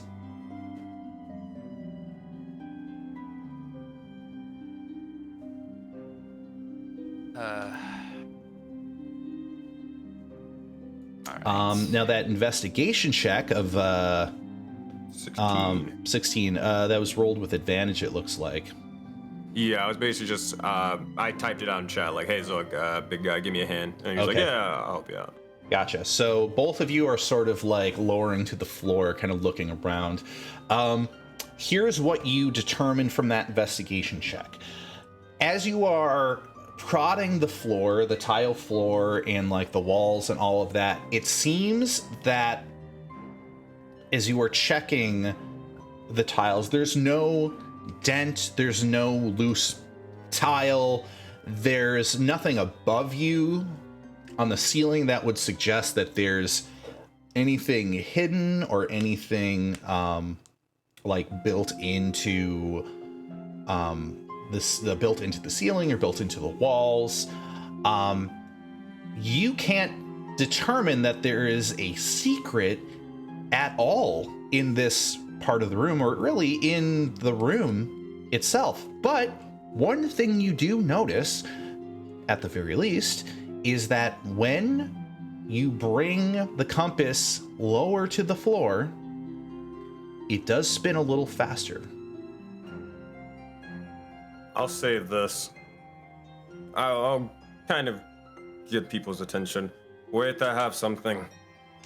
He'll sort of like hold the compass up toward, like high as he can for a second, see as it probably gets, starts spinning slower, and, you know, sort of motion towards the compass, bring it slower and lower towards the ground, testing out a theory whether, you know, further he goes down, something's reacting. Something's below here. Something is causing this to act up. Is there something below these, or this area? Himari says, mind you, this is a one-story building. There isn't anything below except the foundation. Now, please, if you may, I would appreciate if me and my family can get some rest. And with the previous insight check, you know this is a lie, Winveer. As I look, goes, all right then. Zug, mind digging under there for us? You're not worried there, Madam Hikari. We'll make sure that... Mari, I'm very sorry to call that. It's a very short time to be able to get the names. I will say is that we'll be able to compensate for any damage that's about to occur. I won't have you ruining my tile floor, thank you. Now please leave this room. Well, the Zug problem just is that shrugs we're her holding off. our end of the bargain, but you're not. And There is no bargain. This- You barged into this room. You thought that you found something, but there's nothing here. So please. And you said as soon as we're still able to look, not able to find anything, we leave, but it's still pointing into that same direction. Thus, there is something. My investigation is not done. And is there a trapdoor here? You said after we moved the crates. Are you asking in character or out of character? Out of character. Out of character. The investigation has concretely revealed there is no trapdoor or secret. But below this, okay, I got you. Oh, and I guess while he's doing it, I doubt I'm gonna find anything. Can I make an I mean, I don't have like identify or detect magic, but like, am I getting any arcane vibes from this? Any sort of lingering magic? Probably not, but I mean, you can might roll as well it ask if the you question. wish. Just in case you never know. Arcana. No, Ow. not a thing. As this conversation argument is taking place, enough time would have passed where I'm going to jump over to Scoop and Roby again. Scoop, any change in your action or behavior given everything is happening. You're starting to notice that there's maybe a more discussion, more of an argument happening in the other room. You can kind of hear that down the hall a bit. But you notice that Roby is sort of standing in a position where he is sort of observing the inside of the room. Danica, the halfling, is not budging, though. They are steadfast. This might help Rory, but this is exactly what Scoop would have done anyways. He's like prestidigitation a rose and sort of blowing kisses at her to basically get her attention focused on him as he's just still squatting right there. God. What is the intent? I'm not sure what Roby wants to do, but if he looks like he's trying to get into that room, he's maybe going to force her to come over here and tell him to stop it. Maybe she's just going to like stop paying attention to what Roby's doing. All right, But so you're gonna try to This is just what distract he or would've done. provoke her, right? That's the idea. This is what he would have done regardless, but this also might help Roby out. Let's see here. You're not saying anything to persuade, but you are performing. He is a performer. You are a performer. All right, and we'll roll a performance check.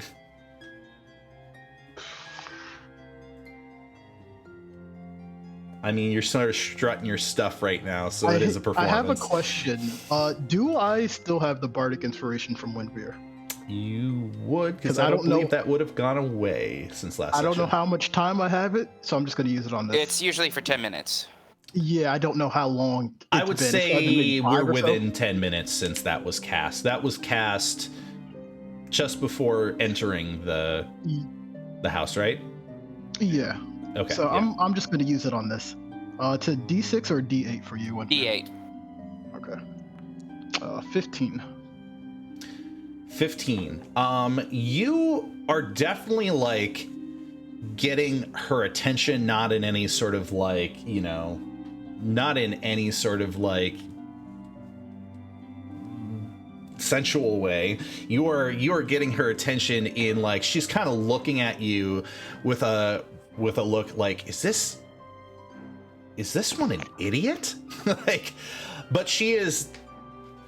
You can see that she's thinking that by her facial expression, but the distraction is enough that you notice like her blunderbuss is sort of like drooping down a little bit, and she's kind of like staring directly at you.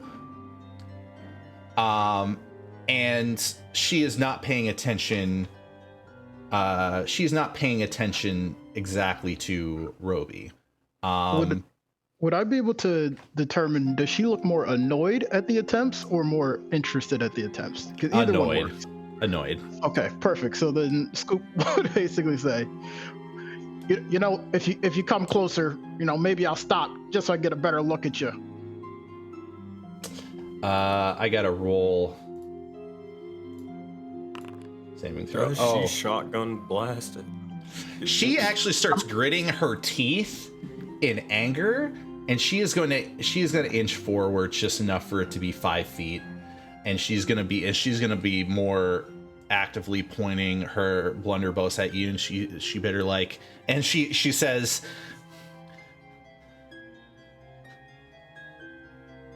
"Look, see, honey, you don't know me, and you best cut that out right this second, or I swear I will pull this trigger and I will blow it off." Whoa! Don't tease me with a good time. I'll calm down, just for you though. Shut your mouth. Oh. Shut your mouth right now. Scoop Not a does, single like, the zipper word. motion. He does like the zipper motion on his mouth, and like just closes it for right now. While this is taking place, Roby, is there any particular realization or any particular thing that you wish to do in this moment? Yeah, so I'm going to cast Sanctuary on myself as I begin to walk through. Basically, the Sanctuary, to me, is mostly, it's him zenning out. Like he's making himself look and walk very chill. Like he's trying to give off this vibe of like, I'm not going to harm anyone. He puts his shield on his back as he's walking towards the kids, because it seemed like when they said that person's name that they seemed concerned. Like are they here for such a what was the name again? The name that was dropped that you don't know who is, it would be Ylva. YLVA, Ylva. But they seemed concerned that like, oh, are they here for? So basically, like, I'm coming in here, with no emotions whatsoever, but trying to provide a chill experience environment around me, a vibe. And I don't want to get like too close per se. Kind of thing. Probably like here, because I still want to be able to see slightly into there. And I'd look at the child who said that name. I do not believe we are here for a person. We are here for a particular item that I believe others are looking for, that will use it for evil. We are here to protect it. We are the good guys. And this Ylva is safe. Oh, let's continue. Sorry. Yeah. Well, yeah, I was just saying, like, this Ylva is safe. As you say that, Yuki, of course, she sort of like puts her hand back on the handle of her rapier. Doesn't pull it out though. And she kind of tips her head up and gives a smirk at you. And she's like, well, Ylva isn't here, so it's not like you could do anything about it anyways. And then Revna is giving her a really, like, sharp look, like, just stop talking, Yuki. Stop saying things. Yuki is going to kind of look over at Revna, and at least from your angle, you are going to notice that Yuki is going to stick her tongue out at Revna, and then look back at you and say, so tell me more about this thing you're looking for. And you are going to notice that, of course, Danica is going to respond, be like, hey, what did I tell you? You're already in the room, though, by this point. Yeah, she's saying that. My apologies, but you removed yourself from the walkway. I was just protecting the children. She's going to point the blunderbuss at you, but she is going to sort of like stand nervously and just kind of see where this goes. I'll even, I'm going to take my shield and my weapon, like, kind of that like motion, and set it to the ground, set the weapon on top of the shield, even the crossbow on top of the shield. As I have said before, I am not here to harm you. We are simply looking for, oh shit, I don't remember what I knew what the things are called, right? What things are called? Whatever what did we say we were here looking for? The weapons of Dendar, the World Serpent. Yeah. Or artifacts of Dendar, the World Serpent. Like my accomplices and friends said, we are here for the weapons of Dendar. Because y'all said it earlier, right? Mm-hmm. Pretty sure. Yeah. I do not understand. I'll look back at the kids. Why you all hold such hostility towards us, but if it will help, I'll begin to cast a spell. I'd like to cast Calm Emotions. You do have 1d4, a 1d4 token, by the way. Ducky did provide you one. Got it. Thanks, Ducky. If you want to use it, yeah. I mean, for this particular thing, I'm just using Calm Emotions. So it's basically 20 foot from me, which I think would be the whole room. Yeah, pretty much the whole room. Pretty much, I want them to no longer be indifferent towards me. And I think only like lasts a minute if they pass it. It's a charisma 15 saving throw. They can choose to automatically pass it.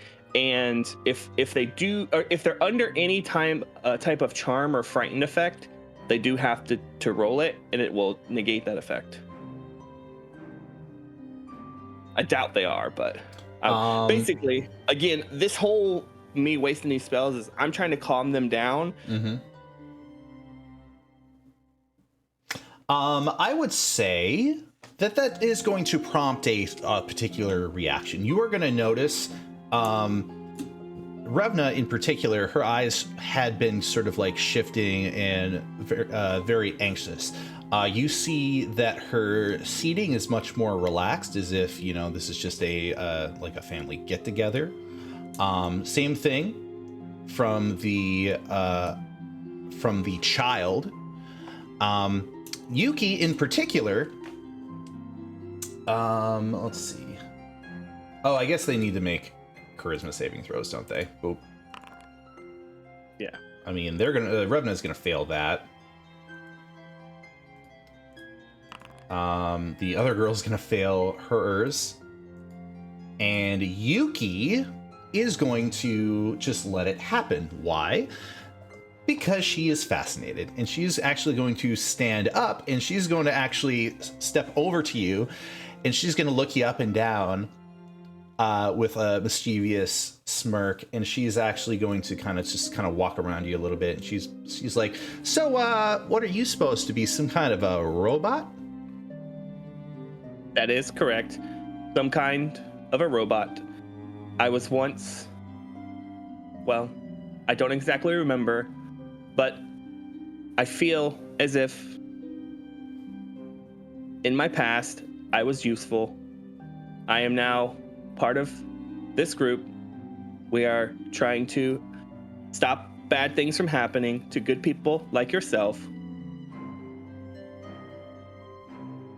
I would say, given the effects of your calm emotions, you could do a persuasion check with advantage.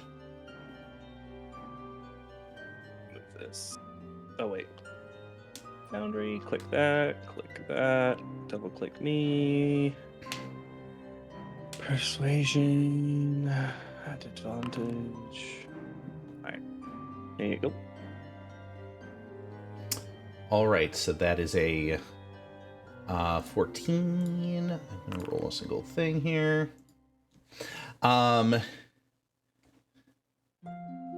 Yuki is going to sort of like start poking at you a little bit.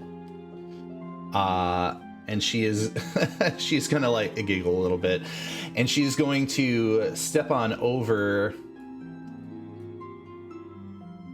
and she is going to step over to Revna, and she's gonna put her arms behind her back a little bit, and she's gonna rock on her heels a little bit, looking down. And you're gonna see, obviously she's giving Revna a look, and Revna is sort of like shaking her head like, don't do it. Don't do it. But you could definitely tell, I mean, lacking of emotions, you could definitely tell that Yuki is sort of just kind of pondering, should I not? And she's going to turn around and she's going to look over to you, Roby, and she is going to be like, so, you don't happen to know my sister, do ya? And like he'll see him kind of look at each of the people. I do not know any of you per se that I could remember. Which one is your sister? As he's kind of like looking across the group. Like obviously, like is it one of these? Oh, well, such a big and strong machine that you are. You know, I would have figured that you would have known about the great Ilva. As she says the great Ilva, there's a little bit of sass in that.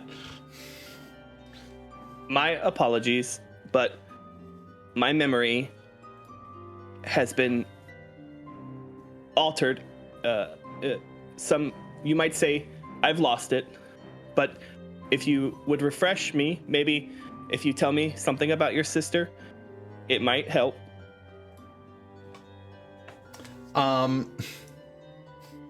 She gives a grin at you and she says,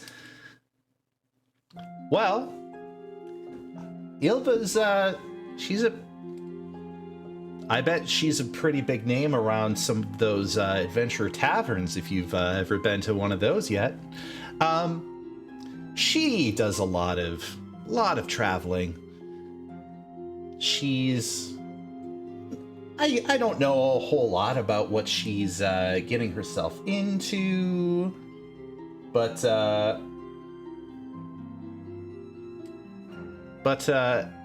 chances are, if you're here looking for something, she might have known about it." That is wonderful news. Do you have a way to get in touch with your sister? It would be of great assistance to us. She scratches herself on the chin a little bit with a finger, and she's like, "Come to think of it, we actually haven't heard from her in a while, but the last time she was here wasn't all that long ago. She had ended up bringing back quite a few things. I assume that whatever she brought back is located somewhere in this house." That is interesting. I imagine like right when she says this is a he. They? I mean, she hasn't said. Oh, she said sister. Yeah, she said Ilva, sister, might have something in this house, right? I imagine at that point, like Roby would be like, "That is very good information. You are a very smart little one. Give me one moment." I'm 19, by the way. "Well, you look a lot younger than you are, which is wonderful." Thank you. That's very sweet of you. Nice save. And I just imagine like soon the calm emotions and the other stuff's gonna wear off. Roby knows his prowess, and he's going to basically try to get by her unless she's gonna try to stop him. She is sort of like confused by this conversation, but as you try to step behind her, she like, she goes all wide-eyed and like points the gun at her, but obviously she doesn't have her finger on the trigger, so it's whatever. Yeah, and so basically, he makes a beeline. Mm-hmm. And I'd imagine I'd probably get there, and then they can do stuff. Unless you want me to just immediately. You can immediately go in. I'd say Okay. right at the end of their argument, you step in. All right, so I would step in. Shit. Oh no. I forget. Well, I didn't hear them when they gave the. Oh no, yeah, we did hear them when they gave the fake names. What's the fake name Winnever gave? Sam. Yeah. Sam Hill. Simon Mohammed for Rashid. Yeah. My apologies for interrupting your argument, but it has come to my attention that there is a Ilva who resided here, who may have brought back some items. The children say the items would be within the house somewhere. Hey Matt. What's up? What's going on? Oh my god. I have a question. You could rule it however you want. You know how echo calls work, where if you realize or someone says something that resonates with one of your other characters very, very much. It's good that you reminded me, because I was sort of I had this in my notes actually. I know 4 people, or 4 of my characters know Ilva. Yeah, exactly. So listen, the mechanics for doing an echo call, what sort of role is that? So it's the highest saving throw you possibly have, and basically you don't take astral damage or anything like that. It's if you roll below a 20, then you get nothing. It's just like, you can't grasp on any knowledge. Do me a call, my friend. All Oh, right. God. It's I not believe like in you, had- Rashid. It's not like I had an entire lightning genasi with her for an entire campaign, you know. Charisma saving throw. 17. I thank God. I'll give you my D4. Oh God. Come on. Fuck it. I'll take it. Why not? This is gonna be fantastic. Yeah. Oh, you got Oh it. yeah. Oh yeah. You end up having a flash of insight, almost like a feeling, like an out-of-body experience for a very short moment in time, and you end up having images of what feels like memories of individuals that are not you.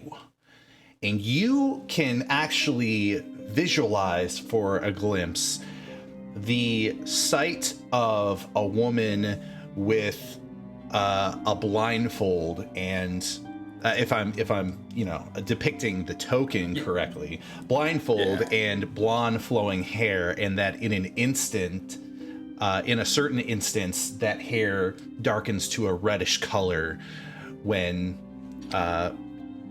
their demeanor changes, and that you are seeing this through the lens of past memories of other individuals that your characters connected to in the Auroraverse. I do believe that one of these memories may be having to do with a certain soul spire and a certain battle against a terrible, horrible spider matriarch. It would probably, based off the way you described them, I think the only person who would have seen them or Ilva change that frequently probably would have been Avalok. So Lightning Genasi from traveling in the jungles with her, for sure. Oh, boy. So no recollection. Well, probably recollection of knowing the tower, but not knowing what was up there. He never went up.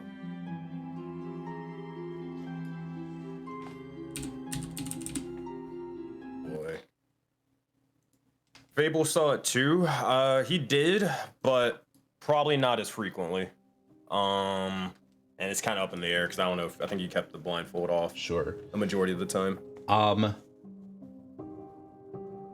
With that said, my question is, if you had glimpses of Ilva in these past memories, would you be aware of such items? Would you be aware of such weapons? No. I think No. given your path, you do have this sense of absolutely acknowledging that everything that Roby is saying is true, that Ilva is the individual that would have brought these items here, would have known about them. You notice right away that Hitmari is kind of looks over to Roby as he enters the room and says these things, and she looks over to you, and no need for any sort of deception. You could tell that she is in a state of some actual conflict and distress over the fact that it seems like everybody is catching on. Ha! You got found out! Hey, Speakermans! Who wants us to make a way down? Gonna have to Good. put salt upon the wounds, but the answer is yes. Now, Okay. So, a question real quick. So the compass was stronger right here, correct? It was spinning there and spinning faster as it was being lowered to the ground. Zug's going to ready himself, wind himself up, and punch the ground. Well, hold on. Before you do that, because I actually do want to do something. But Ruby came in. So as this whole ordeal is happening, you'll see as Rashid is holding his head tremendously, almost sort of begins to lean against the wall for a brief moment, and he'll just say, "It is I don't know why that name sounds This Ilva was she in a jungle somewhere? Blonde hair, blindfolds, armor, a flail. Fuck my head. Himari looks over and she steps close to you and she's like, you know my Ilva? No. I don't know why, but look, these artifacts, they are doing strange things to those around them. Now look, please, if you could listen to me for just a moment.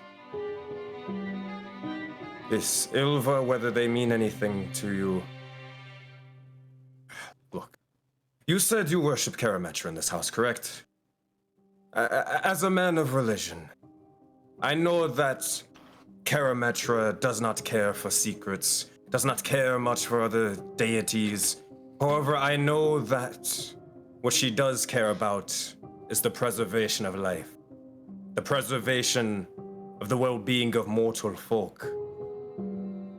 Look, if we're not able to investigate to our fullest potential, and the severed hand would obtain these weapons, artifacts, then these lands would be wrought with pain and death. Potential death that could be prevented. Whether that be mine, yours, Zog's, Ilva's, doesn't matter. That would be fine. All So right. Well, hold on, one last thing. Uh-huh. Though the death curse has been lifted, there's no need for more death, especially if we can prevent it here and now. You can prevent it here and now. Now please, will you let me and my associates investigate this very serious matter? Rashid, roll your highest persuasion check. Oh God! Come on. So important. Come on. Oh man, well, the league wants what the league wants. 13, ugh, could have been a 17, oh well. Anybody got any inspiration? Is that all you got? Yeah. One sec. I mean, I'm being as sincere as I can possibly be. I don't know what else I can do. That's all I got.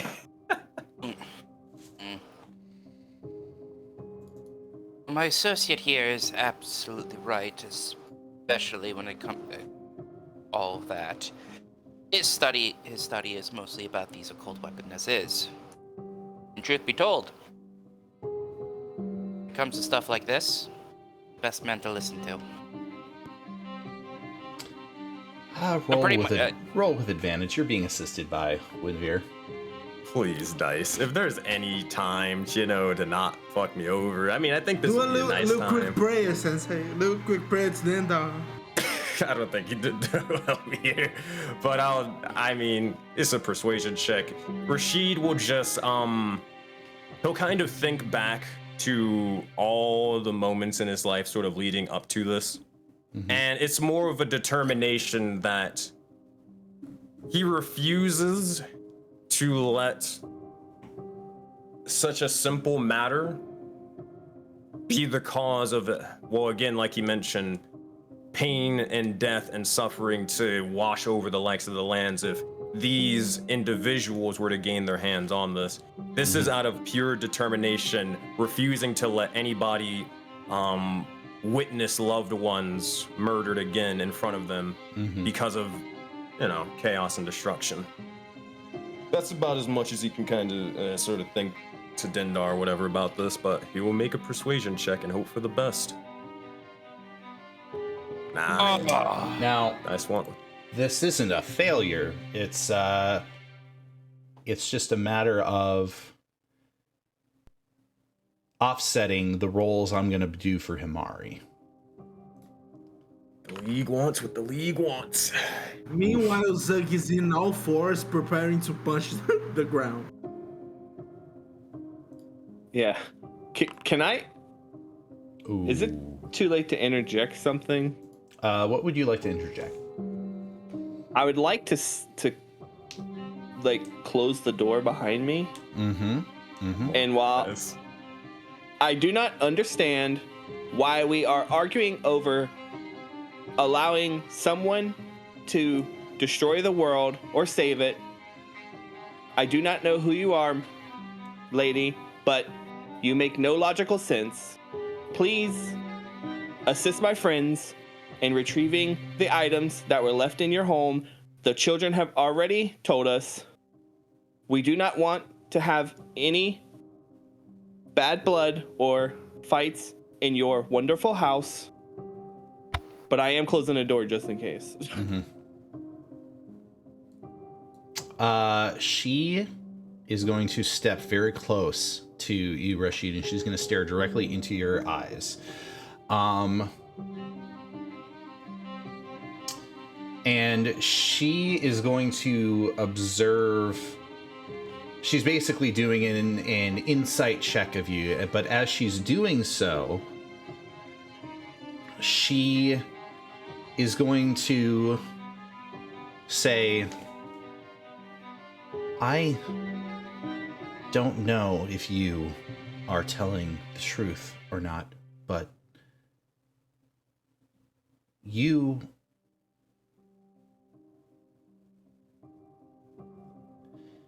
are correct about what my hopes are for this community. My family has done so much to prop up and support the Baker's Row. And seeing it in its state now, I would not have the blessing of Karametra if I could not even take a chance on finding a way for them to leave. I may not trust you, and I might not fully trust your words, but I wish not to stand by and let a potentially horrible thing take place. And I know you are not associated with any of those that have endangered this community.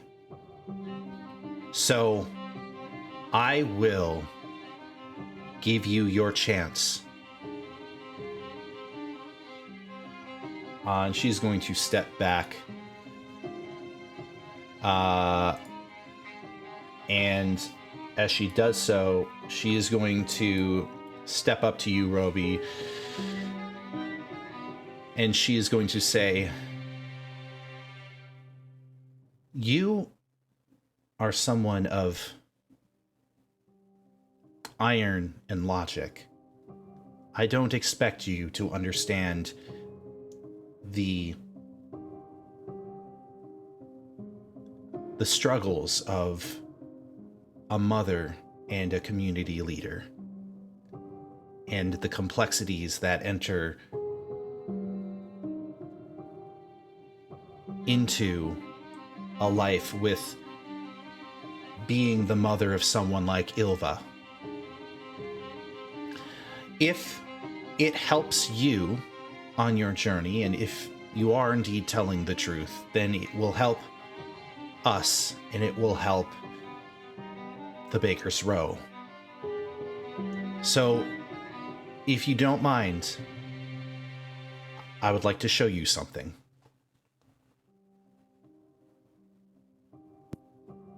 Rashid would just... Oh, never mind. You go. I do not understand these feelings. All I understand is the preservation of life. That is my number one driver. She looks over to you as you say that, and she says, You seem like a priestly type. I don't know what it is you worship, but you would make a good you would make a good worshiper of Karametra, if that is truly your determination. And he'll, like, she kind of, well, first she kind of smiles and nods in sort of a way like, we might not understand each other, but we see eye to eye in our priorities. Yeah, and I imagine, like, he's kind of stepping aside because, you know, just to kind of give that, like, okay, it looks like she's giving in, so no longer need to keep the door closed. And open it. She determinedly steps out, and is she expecting me to follow her? She is. She's going to gesture for each of you to follow. And she is actually going to sort of look left and then look right, sort of to make a decision. And she is going to move over here, and she is going to look over to Scoop and say, "Oh, there's your fifth. You might want to come with me." I'll follow you anywhere, sure. And she is going to gesture to all of you to kind of like part the way as she's going to walk forward. Obviously, your tokens can't move, but she is going to basically walk past each of you. And she is going to move up this way. Before Scoops leaves, when Roby was like in there and left, he would have been just drawing a quick picture, and he would have just like left it on the ground for this halfling. He says, "Until I see you again," and he's just going to leave like a drawing that he made of her, and he's just going to follow them. Very, very cautiously, of course, Danica is going to waltz over and pick up the note as you leave. It was just like a picture of her aiming the shotgun at him.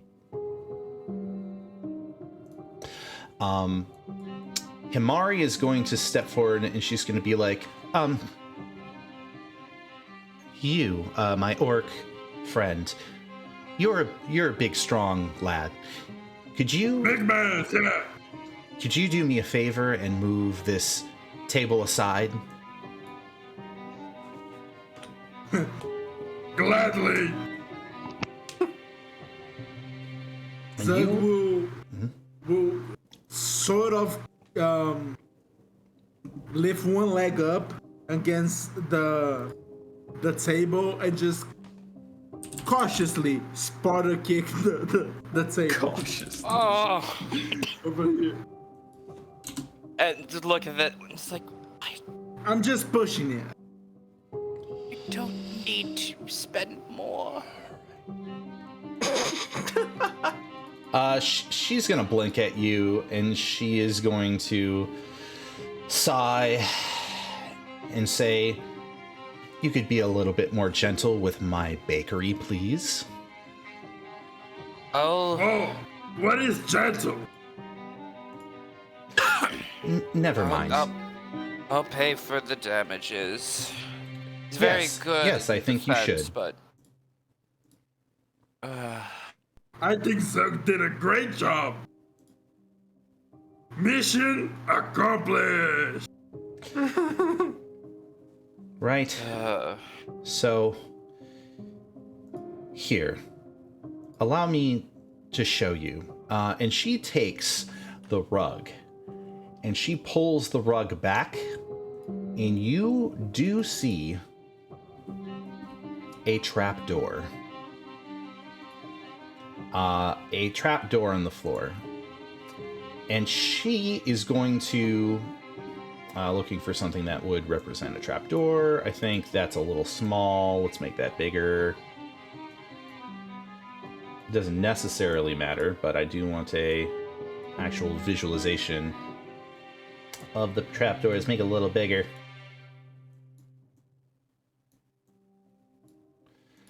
She's going to step forward, and she's going to rap on the door in a very specific rhythm, and then you're going to hear a rap on the door from the other side. And she's going to look up and say, "This house, since the time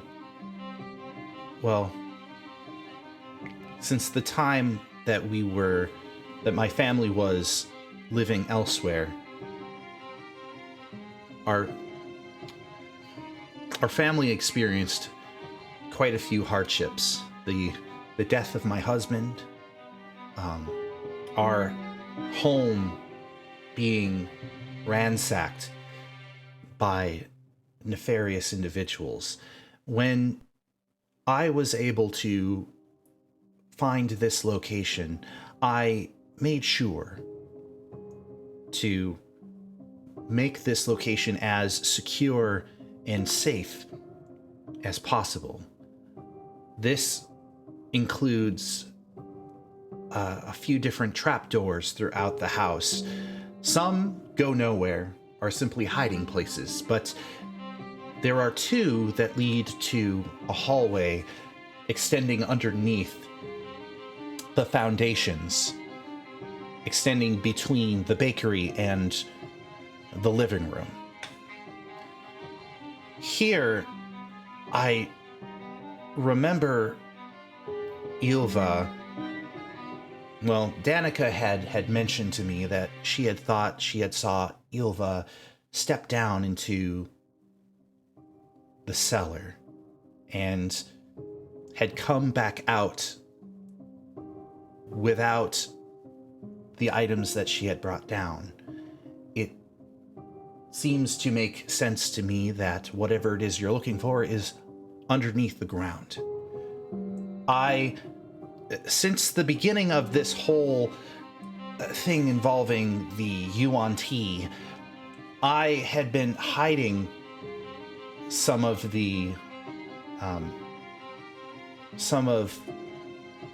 friends of this family, and they have been staying down in a couple of those basement rooms.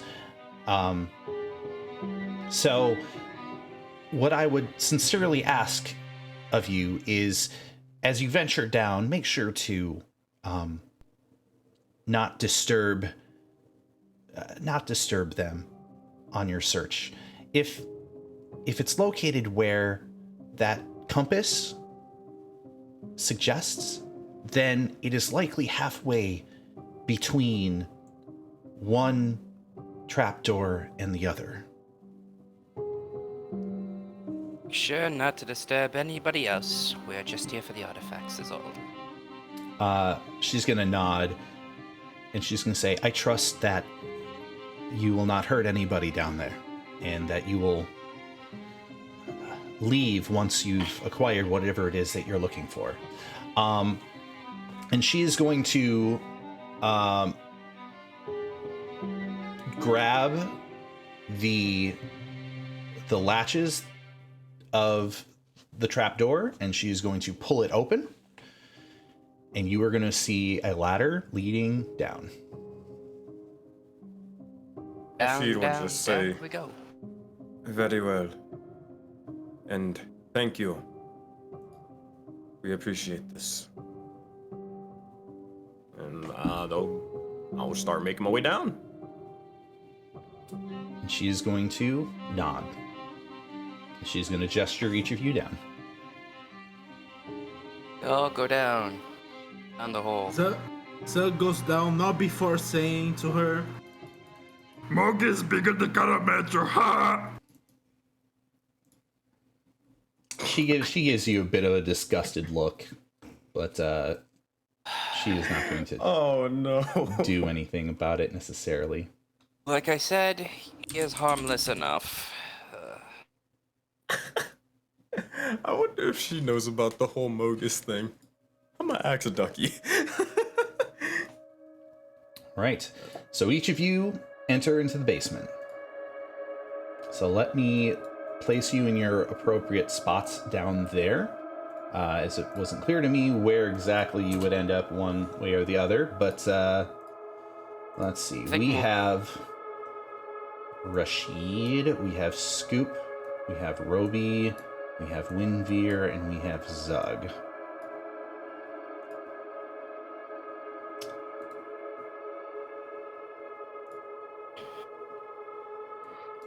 And as each of you step down, you are going to notice that those people that are staying down there, it's not visually there, but there are a couple of sleeping bags on the floor, and there's a space where they have a small stockpile of food and some baked goods and stuff like that, and a small crate that's kind of used as a table. And this is, just the space that they're hiding out until this whole occupation blows over. As soon as each of you step down, they sort of stand together, and the mother holds the hand of the little girl, and they're kind of standing along the wall. And you hear Himari's voice call down and say, "It's okay, Desiree. These individuals, they're just here to find something."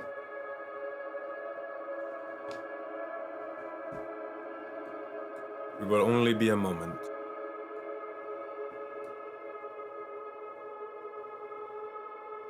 They're going to nod, and they're just going to stand patiently.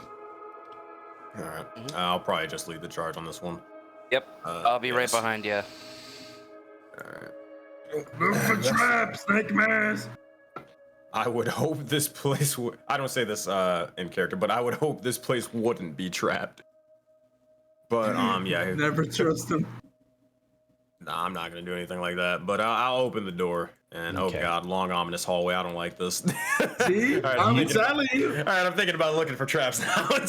As you are venturing through that door, it's literally a kind of an iron gate as you are opening it, and it creaks, and you hear this echo that reverberates down the hall into darkness. There are no torches, there's no light leading down that way, but as you take a look at your compass, it points directly down that hallway. You're noticing that the tunnel area that you are entering, it's not well masoned, it's unfinished wall, bricks, and the ceiling is built in a way where there are wooden support beams holding it up. It's stable from what you can tell, but it was definitely not built for luxury. Yeah. It's more cavernous than it's letting on in the map. I guess as I'm walking, I mean, I will be looking around, but it's not necessarily for traps. It's more so me trying to understand what this place here was built for. If it was built for anything special. Like, I know what it's being used for now, but like originally in its design, what it was built for, you know? Mm-hmm.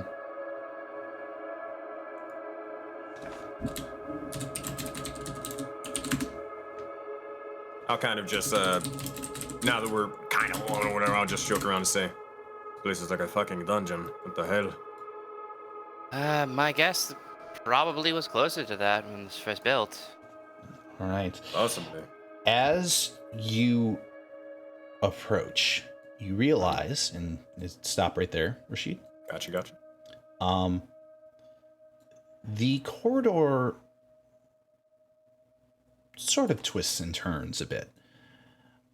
You notice that the other end of it does lead to a similar gate on the other side, which you presume to be another room with a very similar layout where it's a trapdoor leading up. At that point, it would be to the living room. I'm going to go ahead and kind of look back through the other individuals. I know Scoop and Roby are on the back side. Is there anything in particular that you are doing as you are leading the back?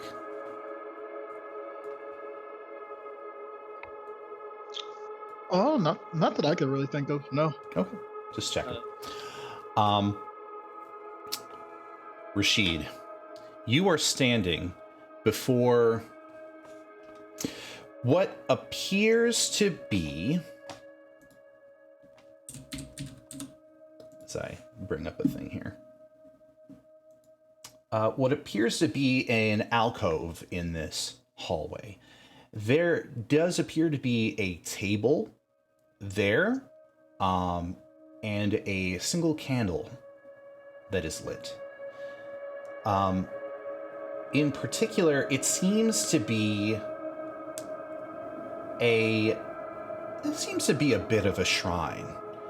There is some decor on each of the walls that is decor of Karametra, and then it would occur to you that perhaps that this is a space where,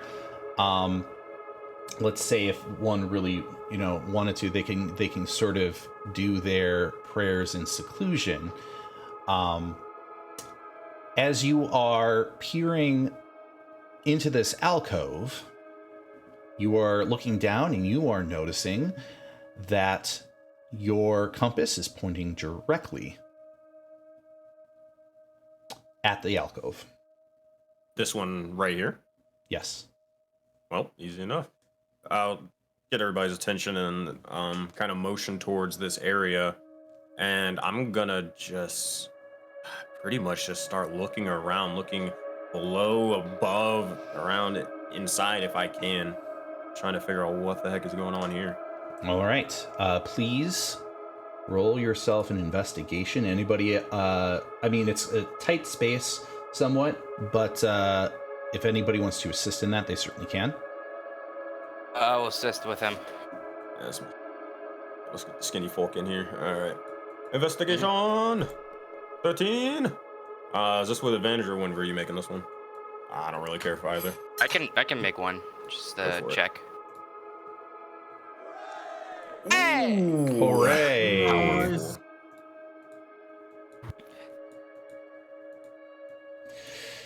Okay. Well, you notice that as you are peering at the rough-hewn and unfinished bricks along the wall, along the ceiling, and the tiles upon the floor, it is occurring to you that the floor in particular, it looks like these tiles are not as flush as the rest. As if at some point, there's still motor between each of these tiles, but it looks a little fresher than the motor between the other tiles on the floor. And it occurs to you very easily that whatever it is you're looking for, it is lying underneath the floor. As you notice this, you may be. I guess I don't have any extra details. That's it.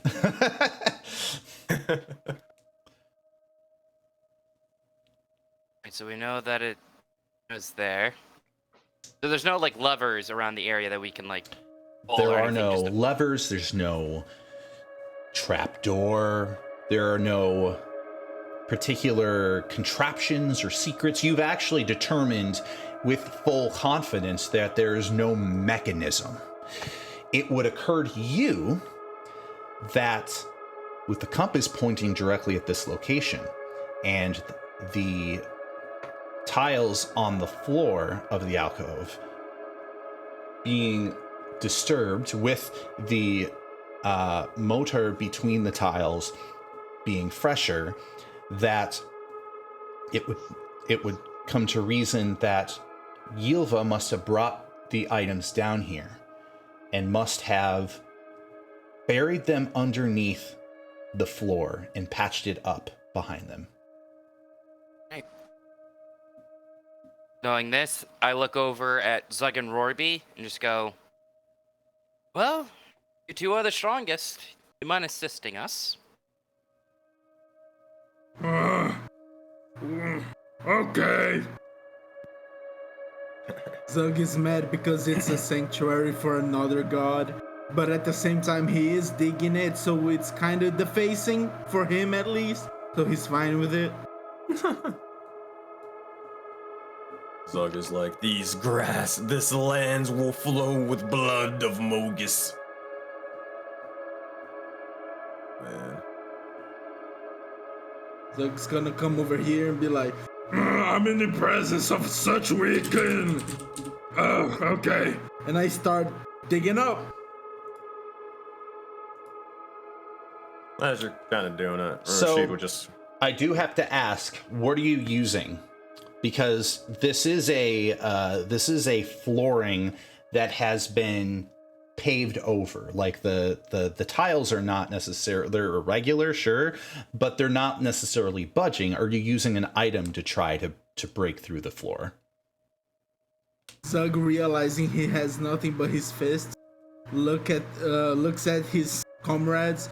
Guys, Zug doesn't have any tools, but Zug probably can punch a hole through the floor. Trust Zug's strength. You know? But if you guys have a better idea,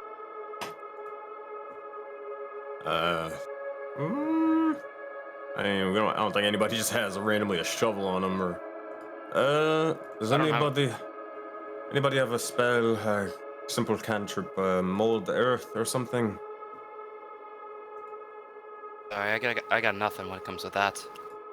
I am a healer. Zug got this. Zug is going to start wailing on this floor. All right. Well,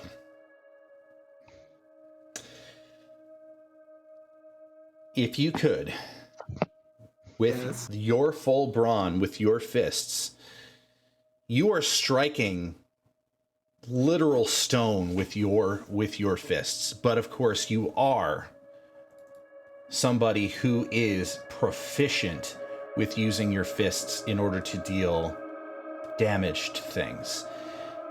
You might or might not be able to force your way through the floor. So I'm going to have to ask you to make the strongest strength check you can possibly make. I'll say, ooh, I got an Athletics? idea. Here, before you do that, as coach Yeah. man's gotta be a coach every now and again. If you're punching this thing, I will have Zuck, hold on before you do that. Hammer fist Yeah. motion. mean, Ball your yeah. fist up. Bring it up above your head, clasp them together, and slam down with as much strength as you possibly can muster. Okay, Coach Mans. Zug with sledgehammer. Can I So- give him guidance, like smacking his back, like they do when they're doing squats? They smack people's back to make him stronger. Sure. You may. What does guidance mean? 1d4 on your roll. Okay. In addition So to- I have 1d4, and do I have advantage from Rashid helping me out? You would. Hell yeah. Okay. It is not Mans. going to be a small DC, so Believe in Zug. Believe in Zug. Leave in Zug.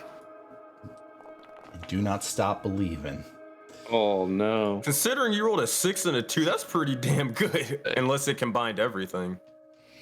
Dead. 6 plus 4. No, it didn't. Yeah, that's actually a 17. God damn, from rolling a 6. Zug's strong. 4, 3. Matt, while he's doing this, could Scoop investigate what he found over here? Did you find something? Well, this door. Oh shit, what the fuck did you... He's walked over there. Holy shit, he is a rogue.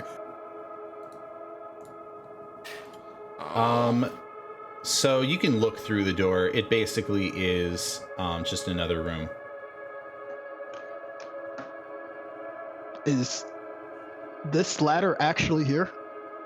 That ladder, I mean, yeah, that ladder is actually there.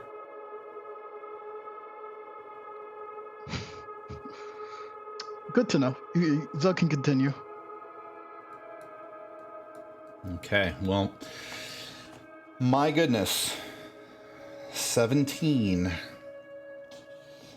You find yourself taking your fists, and with the might that you believe in yourself, you end up striking the ground, but you very quickly realize that you are striking bare stone. And you continue to strike the ground. You are extremely determined to do so. But as you are doing so, as it takes more than a minute of you just striking the ground, each of you actually all notice that Zug is breaking a sweat. That he is using as much of his body as he can to put down his weight upon the floor. You actually see bleeding from his knuckles. You see bits of anguish come across his face. And Zug, I'm going to need you to roll some damage to yourself. That is to say, I will go ahead and roll it. Go ahead. As you are exerting yourself. Oh yeah, Zug is actually loving this. You're going to be dealing... let's hold on. I gotta do something a little bit more than that. It's going to end up being 14 damage to yourself as you're doing this. You are straining your body. But when you are gasping for breath, you may be enjoying this, but you are gasping for breath. And before the sliver of doubt can finally slip, you end up throwing your fist down one final time. And a rock dislodges. There's a crack. And you are actually able to grab onto this rock with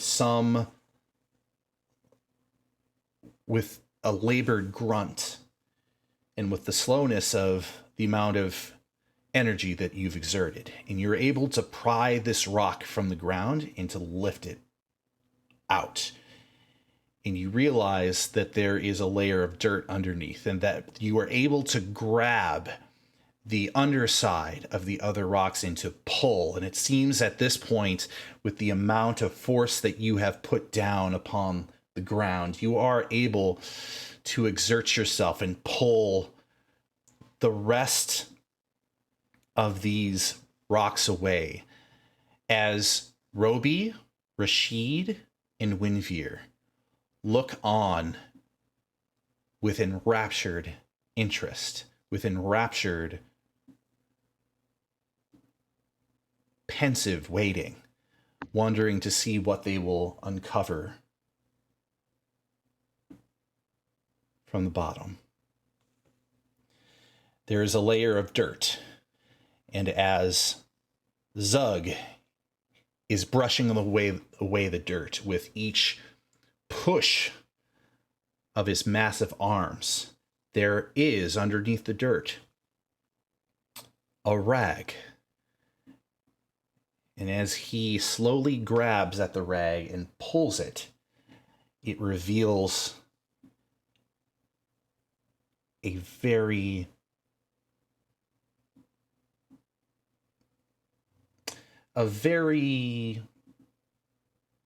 normal looking chest. There is no lock on this chest, as there is no need to necessarily lock something that's so far underneath this level of stone. But you manage to reach down and to grab this chest. And you manage to bring it over to the center of the room. Zug is extremely tired and beaten down, but he puts on a facade real quick and he puffs his chest out and says, "Huh, that was really easy. Huh, weak sanctuary. Huh, hey, Coachman, destiny awaits." And he gives him the chest. He'll sort of smirk and chuckle to himself and say, "Destiny awaits." And Oh. Zug just he's on the ground. Yeah. I'll say to Roby and just say, or Roby, can you make sure that he's okay? Zug don't need healing ever. Please heal Zug. I will, kind of get on my knees and be like, I am not doing anything. Like, Good. he is obviously like failing at lying, like, 'cause he just can't lie. And I will cast. How bad does he look? Pretty bad. Yeah. I'll cast second level. Freaked into my poop go. Oh yeah, I keep forgetting Foundry. You have to go to first level and then upcast it. Cure wounds. So before we proceed, as your dungeon master, I do need to ask you, and we're gonna wrap everything up tonight, but I do need to ask you, because we are about a half an hour away from 10 p.m. Eastern. Does anybody here absolutely need to leave at that precise time, or can we go potentially a half hour further than that? I mean, it is the last episode, right? And Half we're not hour, playing 45 for 2 minutes. weeks, so. All right. Or I this could is be here literally my forever. job. I'm here forever, like Ambrose. What about Alright. you, Squigs, though? I'm good. Let's go. There Let's you go. Attaboy. In which Hey case, Carter, by the way, for me at least, you always rolling privately. How much you heal me for? Did I fix it? I just because for some reason it was like defaulting, but it was 16. Okay, thank you. But yeah, for me, you privately. Oh, roll. I Yeah, can see it from my end, so I know that he's Yeah, rolling but these things, so. Winveer was mentioning it too in the chat, and so when my box come up, it said private by default. I dropped it down and put public, but apparently it's still rolling private. That's weird. But we can look at it later. Yeah, we can. Anyhow, so you all stand pensively as this small chest sits upon the floor. With that, I would say it's not necessarily small. It's a normal sized chest. In which case, let me actually make it bigger. oh, baba. All right. So at this point, Rashid will begin to sort of bend down, squatting down to kind of get towards this thing and find the sort of latch to open it. And as he is doing so, he'll place one single hand amongst it, sort of, letting his sort of fingers go across it. And you'll see, or you'll hear a bit of a sort of hissing begin to occur. And you'll watch as Shet, his sort of serpent, will begin to slowly start writhing and wrapping themselves around Rashid's arm, and then almost slithering right beside the chest next to him. As this happens, you'll see as Rashid will just say, it's now or never, little buddy. One path of dying, a brighter future awaits. and he will open up this chest and see what happens and hope he doesn't die. As you open up the chest, your eye glances towards the compass, and the compass begins spinning. It begins spinning wildly, faster than you can actually pay attention to each tip. And it occurs to you that what you're looking for is indeed in this chest, no doubt about it. And as you lift up the chest, you notice an assortment of things. On top, you notice that there is a shield and a flail. You recognize these to be very reminiscent of your perceived memory of Ilva, this person who you've seen in that vision of yours. And as you pick up these things, you do notice that there are items sitting underneath, crossed together. And you feel a tingle down your spine as you gaze down at each of them. You gaze down in a sense of knowing. You feel something on your ear, like it is the slithering of a tongue, as if there is an invisible entity watching over you as you are gazing down at these items. And as you reach down to look upon the items before you, you pick up what appears to be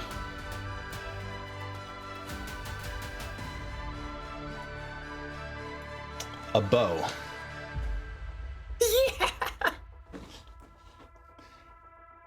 And you feel, as you grab the handle of this bow, there is this hot, tingling feeling that shoots up your arm.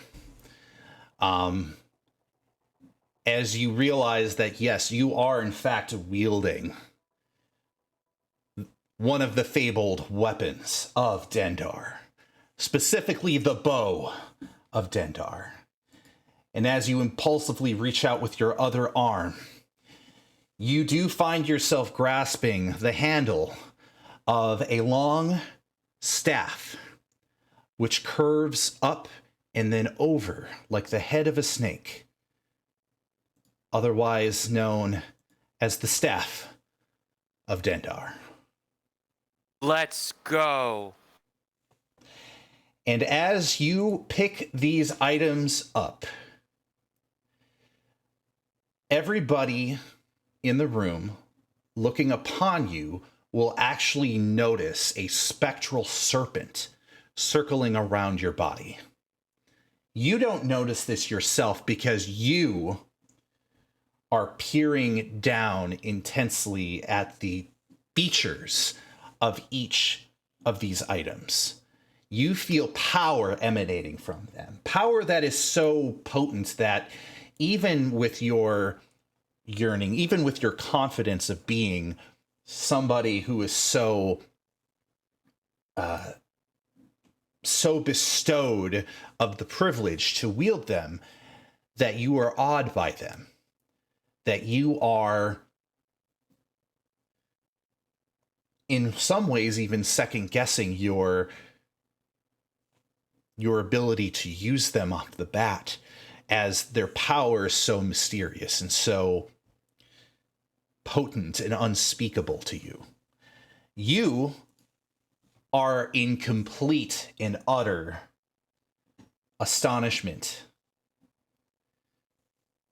as you pick these weapons up. You do not notice this spectral serpent spinning around your body, but the others do. And your eyes glow in that moment. They glow a shimmering yellow, and a wide smile comes across your face. And Rashid, What is it that you feel, and what is it that you say? Oh boy. So, oh god. Oof. So Rashid feels as, I mean, again, like he's been like just flashbacks of his entire life have been sort of going wild and rampant throughout pretty much since he even had that dream with the likes of Lala Sue, right? Mm-hmm. He thinks back towards being an Al-Safar, being the nephew of a great war hero, someone who was powerful in their own right, a well-respected man who made a name for themselves, and eventually making the noble house Al-Safar individuals capable of great feats and tasks. All well accomplished, but there was always Rashid, where he was rather not necessarily good at much of anything.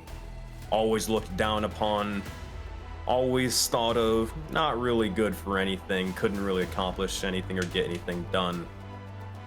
But he looks towards these weapons as something that he can show that he was finally good for something, that he can finally do something good in this world.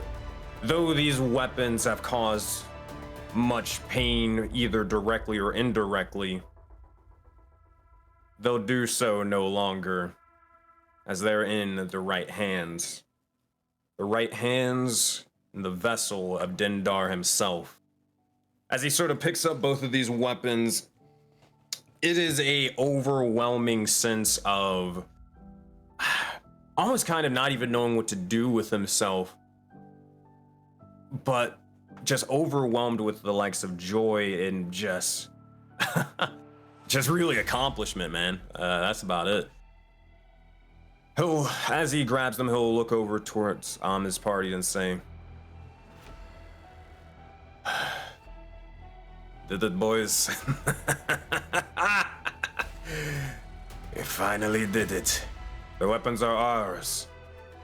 With that, all we need to do is just get these things out of here. And I'll tell you one thing. You all have earned the favor of a god.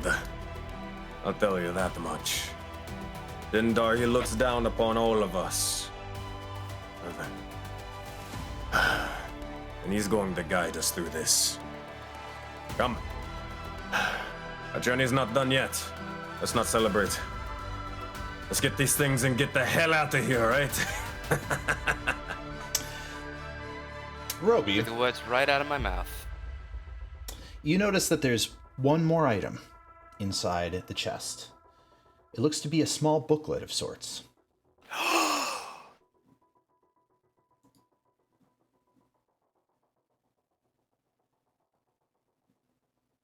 I hear a gasp. Yes. We will see what the booklet is. All right. Who ventures forward and who opens the booklet? I mean, I'd assume, I mean, Rashid's he's like focused on the weapons, right? So I'd assume Roby would, right? Roby? Carter? There, buddy? It was at that moment Carter just got assassinated. That's why he Yes. gasped. It wasn't for the book. He said BRB. Oh, Other characters. Okay. Hey, Winfear. Oh, no, that was 5 minutes ago. Alright. It might still be. What's in the booklet? You open it, and you realize that my you are God. reading Ilva's journal. Oh my god. You have discovered the journal by the eldest daughter of Himari. I believe it's the eldest daughter. Her name is Ilva. In its pages, you notice an extensive account of her travels as an adventurer, including her accounts with the spirit, with the spirit of Dendar. In context, her exploration of Chult, and her first-hand experience with the cataclysm of the Soul Spire. She lists a number of individuals she has encountered on her journeys by name. Oh, God. I would say that may, because it may include Soulspire stuff that you do skim through, and you do also see a mention of Sandman in there. I believe so. I wouldn't know absolutely 100%, but possible. But there are specific notes that are scrawled alongside her extensive accounts by the name of Sobek, the Keeper. There are small illustrations next to them. And the Keeper, it occurs to you, is the individual that each of you has been seeing here and there that has been vanishing and unvanishing individuals. Vilmos, who appears to be not quite of this world, which mentions that Ilva suspects his power comes from a patron of some kind, Draconic, a snake. Maybe he can help break the status quo. Suggestions to Starsong and Zozar, to Mogus, and to an individual named Rag. Furthermore, it holds ponderings about the weapons of Dendar that are contained in the hiding spot, along with drawings of them. Ilva has surmised that these god weapons were capable of being reworked. In one of her final journal entries, she mentions her search for a blacksmith with the power to perform this task for her, signaling that it was actually her intention to do something with these weapons. And on top of that, you notice that there are drawings of strange vials that are within the journal with the title Liquid Death. Oh, fuck. It is mentioned in Rag's section. Additional ponderings are written here. It can be used. Can it be used for other means? Can it be used to break the wheel? But it also has a eulogy for Rag, somebody who did the hard work of testing this concoction. And that is the information that you are able to devise from this journal. And anybody's looking, you know how Rashid kind of had like a big smug on his face. You just look, you just see Winveer with just a shit-eating grin. Fascinating. As you see him just take the journal and just pocket it into his cloak. Whoa. Hold on there. We gotta order of events for your first. I ain't mad. I rolled my highest saving throw after seeing like many names and shit. All right, your charisma saving throw. Yep, you're straight facing it. You are not pogging in front of everybody. You are keeping your composure. All right. All right. The other thing is, but the whole thing, of course, is you're talking about echo calls as you were reviewing all of this information. Correct? Oh, is that no, not revealing information. I mean, like, she doesn't understand it. Like, he just gets memories of like someone else that for some goddamn reasons connected to him, but he doesn't understand why, right? But see, no. I mean, unless you want to do anything, Bor, I'm not expecting anything. But for the other thing is, Winveer's reaching out to take the journal. I guess he's just reading it. Rashid would just look at Adam and is like, "What are you doing?" Oh. Something is for very certain. Be very helpful for us. How? I'll just look at him with a straight face. I'm going to interject here. You are maybe having this little discussion between the both of you concerning the journal of Ilva. We're going to switch it very quickly over to Scoop. Scoop? Oh my god. What are you doing in this precise moment? He probably would have went up this ladder. But I don't know what's like. Is there like a door above me? Does like what is there? this? There is a trap door. There is a trap door. What I am going to say to you is that as you are climbing this ladder, you gaze down and it actually occurs to you.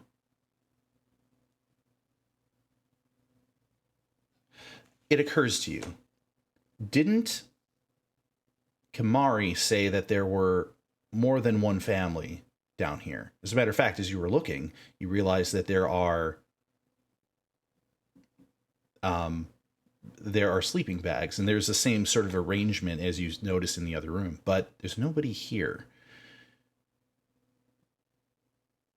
Strange. And as you try to climb up the ladder and you look up and you start reaching towards the trap door, you actually start noticing something. There is a glow coming from that trapdoor. It is a deep red glow. And you are noticing that glow is beginning to illuminate the entire room.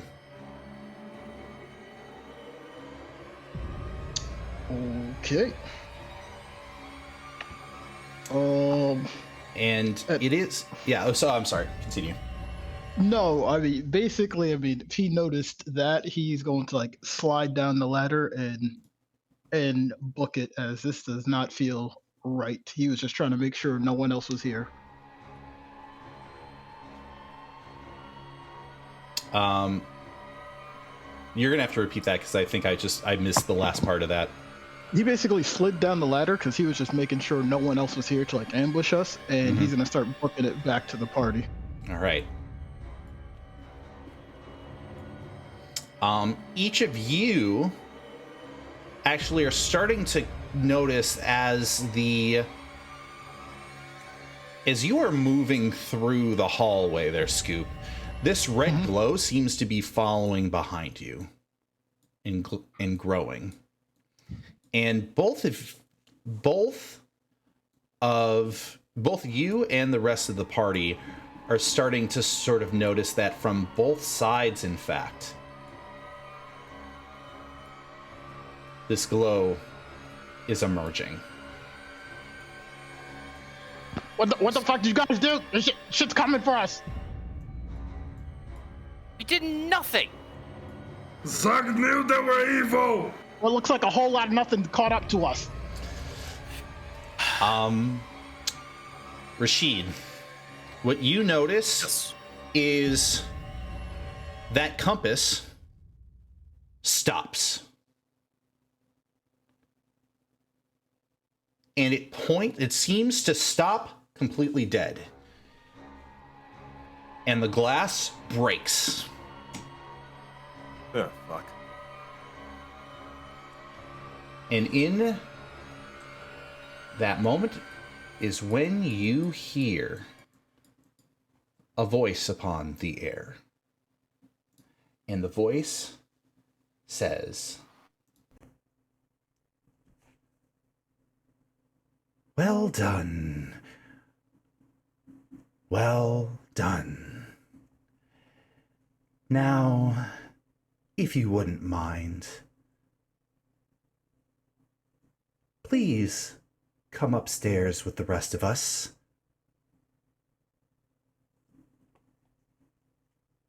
We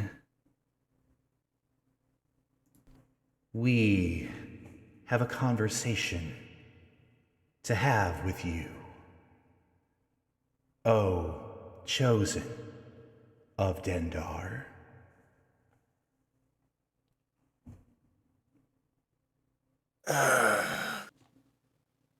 What the fuck is happening? We all hear that, right? Yes, it is echoing down the hallway throughout the hallway. Fuck. 7 hands here. Oh, it's the man that lost his hand. Zug.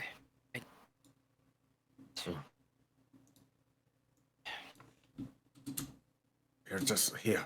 Just put the journal back. We'll deal with it later or whatever. We have other shit to deal with. Came for the weapons, nothing more, nothing less. No, it's just let's go. Go, come on. Do you put the thing in the goddamn chest? I am not putting the thing in the goddamn chest. Let's go. I'm waiting for you to put it in the chest. Longer we wait here, the longer we die. Now go. No, dude, fucking put the goddamn thing in the chest. Do you really care that much about the book about the war hero? Now put it in the goddamn chest and let's go. Here's the thing. The war here has information I need. This is wonderful things to happen. This is wonderful things to know. Now, let's go. I hate that man's stubbornness. You're putting it back after this. That said, I can't convince him unless I try to punch him in the face, and that's not Rashid. So, yeah, we'll just sort of put the chest off to the side. I'll just put it in the likes of, you know, the hole that Zug carved and all that. And we're moving. You notice that the compass is pointing to the west. No, sorry, the east. Is it the east? Yes. Oh, God. I mean, shit. Y'all want to head east or y'all want to head west? What's everybody feeling? Zach needs to do some mind math. West.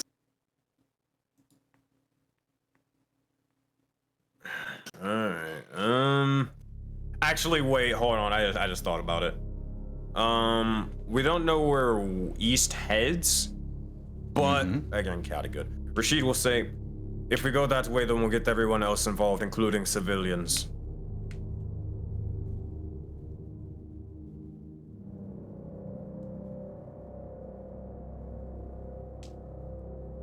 Hello?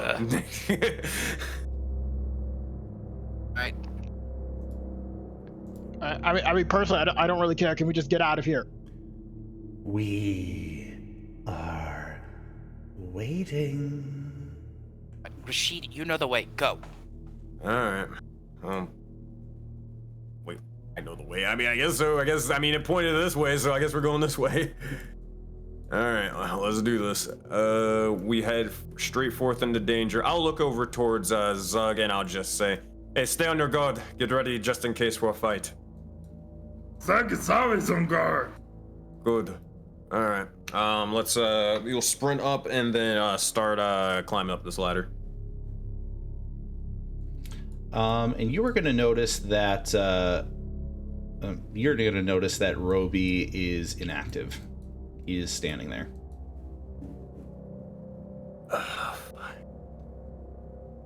Hey, Keeper!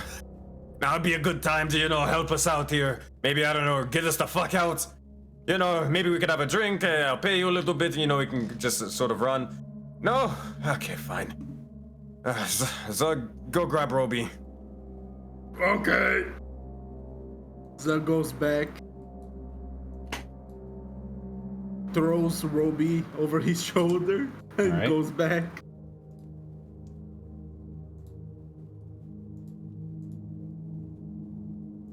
Zug got the Iron Mans. Let's book it. Alright, we'll start climbing up. All right. As you climb up, you realize that the way as you open the trap door leads to a chamber, a very small chamber that is on the other side of what appears to be a fireplace. In which order are you entering up? I guess it kind of doesn't matter, but so I may as well just. I guess I'm going first. Scoop seems to be second. Winfrey third, and Zug last.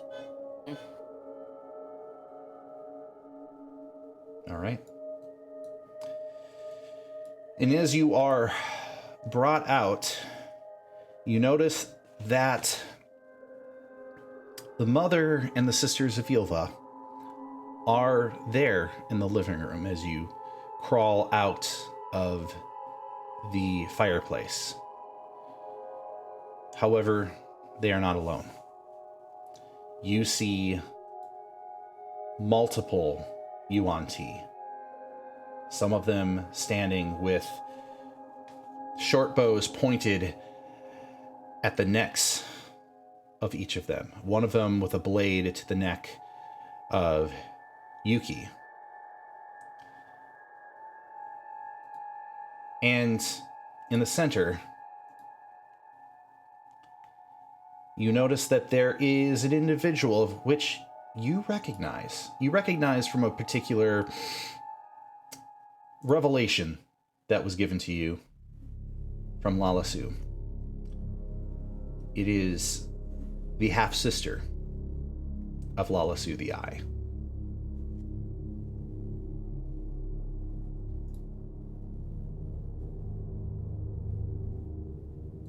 I don't believe that fully loaded for me, so let me see if I can load a different scene real quick and then load it back.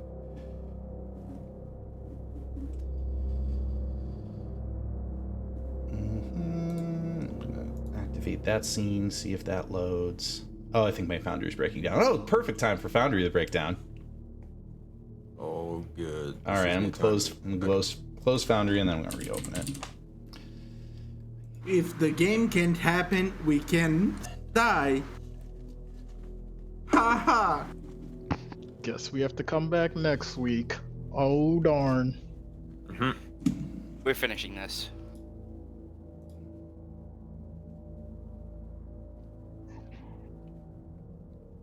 You want us to reload, Matt? I'm trying to open back up. I'll tell you when to reload in just a moment here. Let's see. Activate. See if it activates fully this time. It did for here. Let me see if I can refresh it from here. Join game session. Want to make sure that you should be able to refresh it now.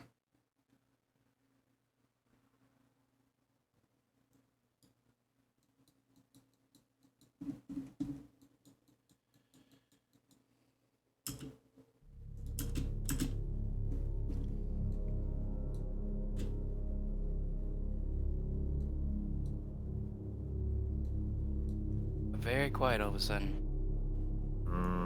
Today's episode is brought to you by water. Stay hydrated. That's a threat. Did you know 100% of all murderers drink water?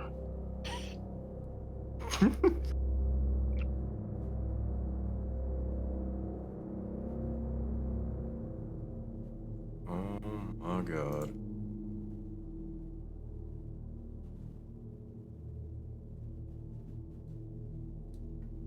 Uh, Ducky doesn't drink water. Is everybody Remember. refreshed? It's loading. I'm just stuck on the anvil. Okay. Yeah, I'm gonna refresh again because I did it while you were saying we could refresh.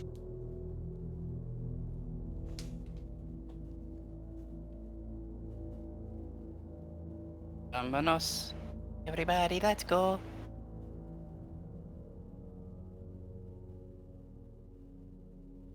Alright.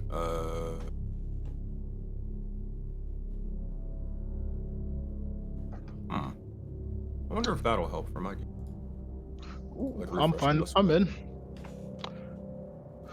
Oh, this is quite a scene. It is quite a scene. I was able to see the tokens, I just couldn't see the map. I don't know, I was in originally. So we're on the Yeah. snake side, right?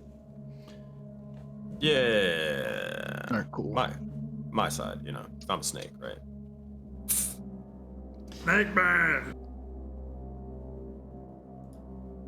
Wait, what happened to the girl with the gun? Indeed. Not that you can see them from your angle. Ah, okay. I'm gonna tell Phoebe you said that, or Ducky. Nuna's not gonna be happy. So, as each of you step out, you see what appears to be a woman in a robe looking over towards the little girl, and she basically takes her finger and sort of brushes it along the cheek of the girl as she looks away. Very gingerly, but threateningly. And she says to you, "So, you are the one that Lalasu believes is the chosen of Dendar. What great fairy tales she has spun for both of us."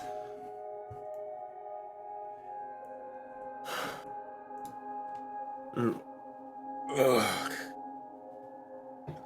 I get it. You're here for the weapons. But is there really a need to get them involved? She's going to turn around and look at you, and you are, of course, going to notice the pale complexion on her face, the scales that are very clear upon her forehead. And she's going to step forward, and she's going to say, "Yes, I'm afraid we do. For you see, my kin have been seeking those artifacts for quite some time. And as novel as it is for you to have them in your possession, I am afraid you are vastly mistaken about who in this room is the true chosen of Dendar. I am Talasha, the speaker of the severed hand. And it is Dendar himself that has touched upon my shoulder the charge of wielding such items. Such a power shall put I and my kin on par to the right and left seats of the world serpent himself. And it is with their power that a just new age for the Yuan Ti shall begin." Oh, well, you speak high and mighty about Dendar despite not having the weapons. Huh. Good job. You prepared that speech or something? Most likely, yes. What do you think? Hey, what do you think, Sam? About 7 out of 10. What do you think, huh? I'd give it about a 6.5. Ooh, Really, it could use a little bit 6.5. more. You need more panache when it comes with it. A little more vitriol with the venom. They making fun of you. Oh, I'm sorry. Were we supposed to be taking that serious? My apologies. Ash, they're so weak. So, let's talk about this for a second, if you may. I know I don't prepare my speeches; I just sort of improv them. That's the difference between me and you. But anyways, so here's what's going to happen. You're probably going to try to kill me and my companions here, and most likely we're going to defend ourselves. We're going to kill you, and we're going to go about our merry way and make sure that everyone, and I mean everyone, with sort of motion towards the rest of the family, will walk out here alive and happy. Thing is, well, do you want to get this sort of show on the road, or are you just going to keep spewing out random sort of cult-like bullshit? Because honestly, I have things to do, sort of. Yeah, I mean, you said it or something. Apparently, I'm the chosen one, so I got chosen one time, right? as you say that, she is going to gesture over to this Yuan Ti. And this Yuan Ti is going to take the butt head of the scimitar that they have and is going to strike across the face of Himari. Impulsively, Yuki is going to jump up from her seat and is going to yell, "You leave her alone!" And this Yuan Ti is going to grab her and is going to drag her over towards Talasha. And Talasha is going to look on, is going to say, "You might not enjoy the whole ceremony of hostage situations, but not only do I revel in the opportunity, I don't believe that you truly think that these young ladies need to see any harm for your actions. I do not see a need to make this a circus." And you are going to see Yuki is kicked to her knees, and this Yuan Ti is going to take its bow and point it directly down to the back of the head of Yuki, and then stare at each of you as if to egg you on.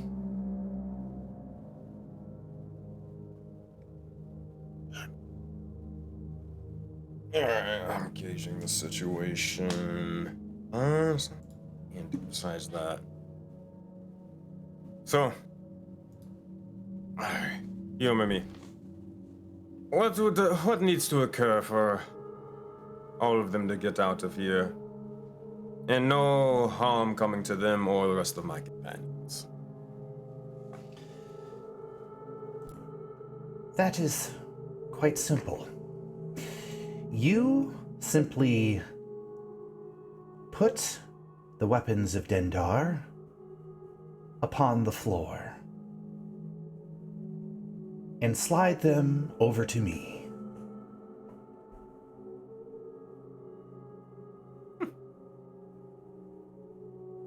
I mean, I don't know, guys. It looks pretty simple to me, right? Huh? But I don't know. Like, hold on. Real quick, before I move forward. All right, give me the lay of the land. Give me the situation. What Yuan Ti is doing what here? Because it's so informed, like how I go about this. So that one is standing. You got voice mode on. Oh yeah, sorry. You're good. Okay, this one is standing at attention with their bow out. This one has a scimitar and is staring, hoarding over the hunched over Himari. This one has its arrow pointed at Yuki's head. This one is facing Revna as if to threateningly discourage her from doing anything. So, I mean... Okay, so I'm at then there's the one behind you that's sort of just standing there. Alright, so I'll keep it straight with you, Matt. So I'm at a stand still or whatever here as a player, because it's like, okay, I'm looking at my spells, and I mean, like, I got something, a little trick up my sleeve, right? But it's gonna revolve into combat, and combat's long, right? So I'm trying to figure out what the hell I can do here. I don't know. Anybody else got anything, like any harebrained schemes? As my suggestion, my initial suggestion is do an insight check of the situation at hand. Okay, I gotcha. Cause like I don't want to fucking leave. She wouldn't do that. Like what the hell? He's chaotic good. Like he could try to escape easily, but where is it? Insight check. 17. What we got here? 17. Anything? So, here's what I want to ask you as DM to player, regardless of what you feel as a player. What would you do as a character? What would your character do in this circumstance?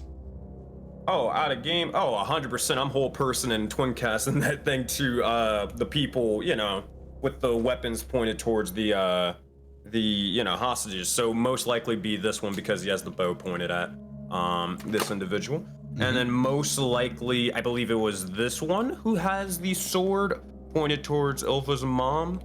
Not pointed, but is standing over. Yeah, and then I would just hope for like all my party members to be able to follow me and back me up. The whole sort of thing. Yeah, that's what I'd probably be doing, right? Okay. I mean, if not that, but I just don't see him doing it. It could just straight up be like, well, hey, I got the fucking weapons. Just run to the nearest window, get out of here, cast fly, and then see you suckers. I'll see you next time on fucking Tales of Seglesia, right? But he wouldn't do that. He wouldn't. He would try to figure out the soonest way to save them through the powers that you have. Yeah. Okay. And so I noticed that. I mean, I'll give this to Winveer because Winveer did roll 23 insight check. But first, I want to ask you, Winveer, as somebody who is proactively inciting the situation, as insightful as you are, what is it that you're hoping to determine as a character? I'm hoping to determine, like, what Rashid says in order to be able... Because he might have a trick up his sleeve. It's kind of dangerous. Probably stupid. But it might work. He's looking at which ones are, like, pointing at who. Because, truth be told, we do not need to actually fight in this situation. We just gotta make sure they're fine. So it's... True. So, with a 23 insight...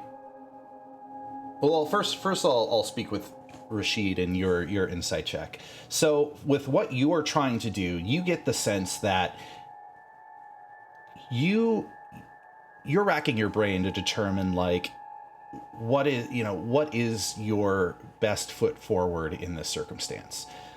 And you realize that you are between a rock and a hard place, that you don't want harm coming to any of these individuals over you having the weapons. But the best way that you know how to take care of the situation is to lock down the positions of those that are threatening the innocents nearby, and to ensure that they have a safe way out of here. And that's what you explained to me.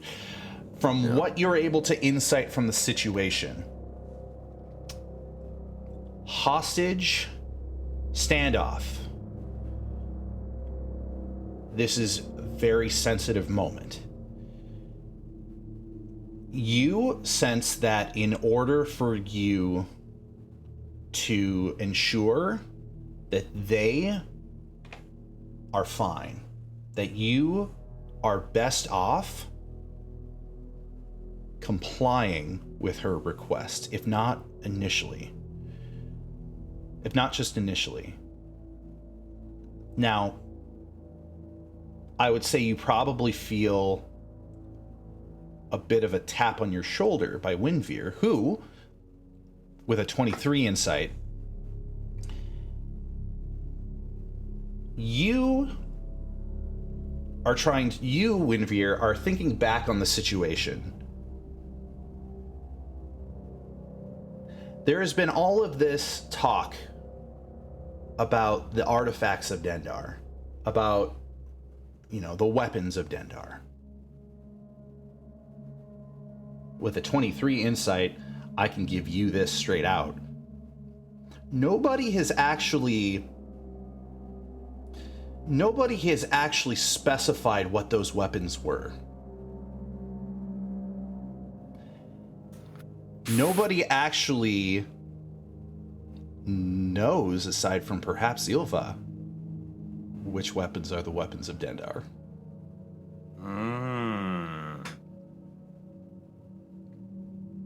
And you sense that even a momentary lapse in your enemy's concentration and in their judgment could give a very powerful opening for some action to be taken care of.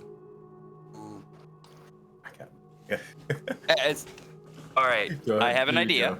You go. I have an idea. So that's your All inside right. check.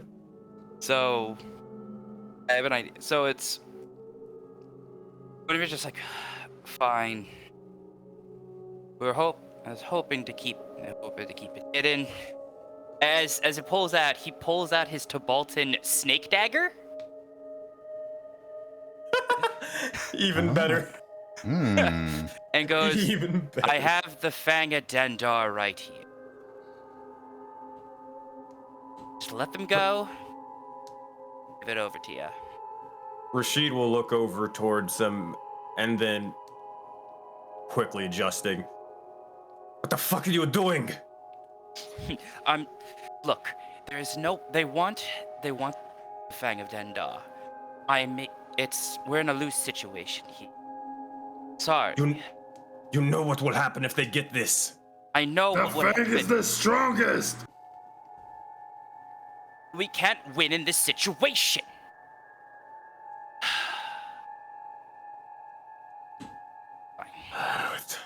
This. Fuck. And it was just kind of like when we were doing his thing. I'll place the dagger on the ground. Both of you together, whoever has the higher deception, roll I with do. advantage. It's Roll high, please. Oh, 24. thank you, God. 24. Motherfucker's you got a you plus have 10. you have even what appears to be Yuki and Revna and Himari convinced.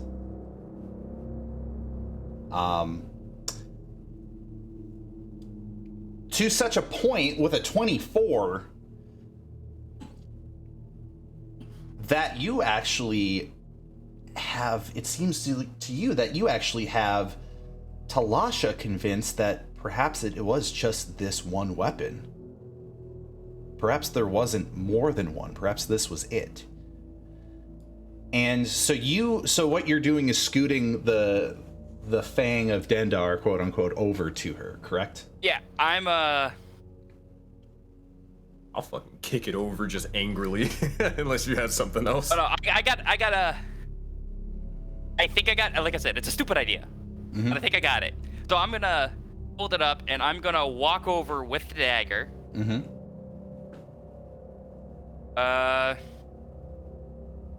Go over and be like, fine. Here you go.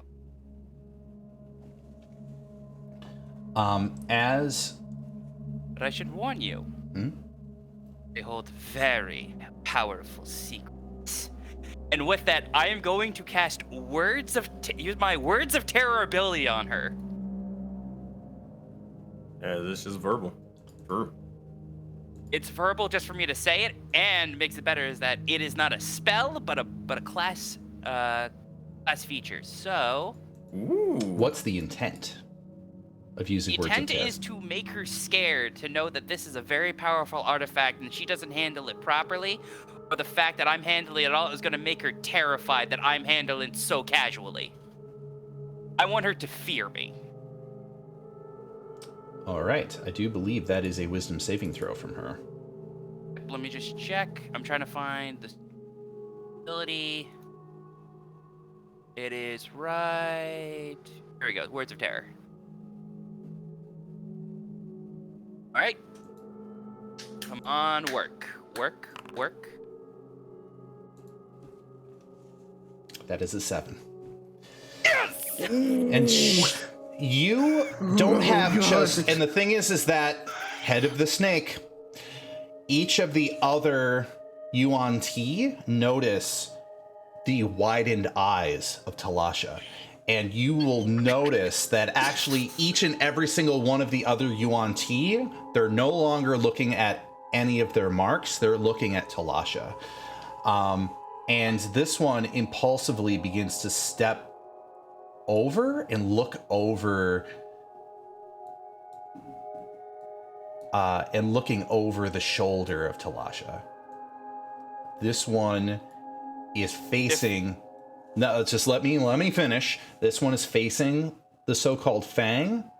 This one is sort of just kind of easing forward. And this one is sort of like peeking off to the side, like, what are they all looking at? What are they all looking at? Everybody is enraptured and distracted as Talasha, with this fanatical, wide-eyed look, begins to reach towards this fanged dagger, and she's shuddering. There is fear, but there is also excitement, as there is a curvature to her lips as she reaches out. Do you hand it over to her?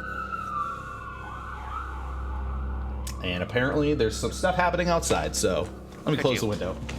It's the fine. town's guard! It's the town's guard! Run! Yeah, run. I was going to. I'll let him get back. Yeah.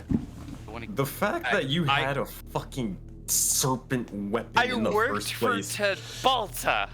When the fuck did you even get that weapon? It's a dagger from Tabalta, the snake of Seglesia. It's like a comedy. I love it. That is so funny. Do you hand it over to her?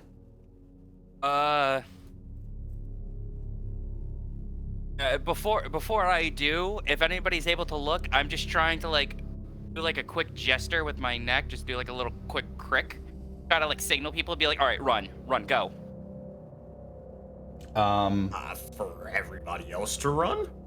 Yes. My question for you is, you're gesturing to each of them as their eyes are staring down at the dagger. So, to be very clear, are you using this moment as a surprise round? Or are you simply just handing the dagger over to her?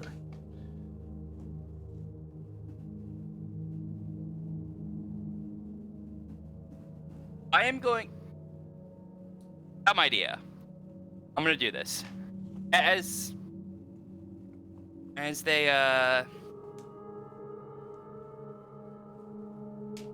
This is going on. And if I remember correctly, those that are frightened are automatically fail any wisdom check towards me, correct? I mean, is that what the feature says? Words of terror? No. If target not aware if you use this ability, they become frightened. The frightened creatures have disadvantage on ability checks and attack rolls while the source of its fear is within line of sight. Perfect. So I'm going to do is hand her the dagger and say to her, and let us all go now. And I'm going to cast suggestion. Okay, I do believe suggestion as a spell has a verbal component. It does. Target must make a wisdom saving throw. On a failed save, it pursues the course of action you described to the best of your ability. And what is the course of action that you are going to describe? I am going to describe it to hold, meaning it just make sure that it doesn't chase us. To suggestion to her. Yes, to have her and her posse not chase us. Let's see. But I also do have calm emotions. Can also work as well. Suggested course of action continue for the target race. The suggested activity can be completed in a short time spell and when they use specified conditions. For example, we might suggest a knight give her war horse to the first beggar she meets, blah blah. Session would be worded in such a manner as to make the course of action sound reasonable. Asking the creature to stab itself is not. Okay, so yeah. All right, so they would be rolling a wisdom saving throw against that. Well, this would happen. Just a question. Yep. And she doesn't have advantage. Wouldn't they just, like, if what I'm understanding, we gave them the weapon, so then they could drop, like, the hostage and then get the fuck out of here. Why'd we be running away? If we run away, wouldn't they just know that we bullshitted them? Wasn't that the entire point? I'm or trying am to I give us, missing this? trying to get everybody a way out. Because as soon as she starts seeing that dagger, we're all screwed.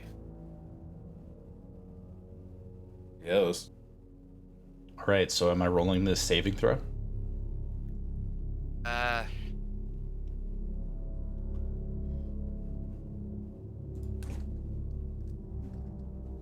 Yeah, alright, let's do this. Fuck it. Let's make it a public roll. Saving throw time.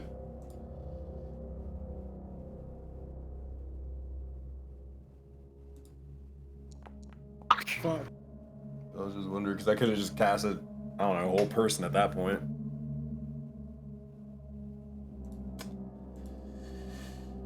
So, on a failure of the spell suggestion. Doesn't she have disadvantage because she frightened? But she's Yuan-Ti. They have, Oh. Suggest course action. Wisdom saving throw. On a failed save, it pursues the course of action you describe on a failed save, but on a successful save, it basically doesn't necessarily do anything. Talasha ends up saying, ends up just saying, "You wait your turn. Hand me that fang." I'll wait for my inevitable death. As I hand her the fang. She grabs it and begins marveling over it. And she looks down upon it with such fear and astonishment because that effect is still potent in her mind. And her hands shudder as she grasps this fang. And she has a fanatical look on her face.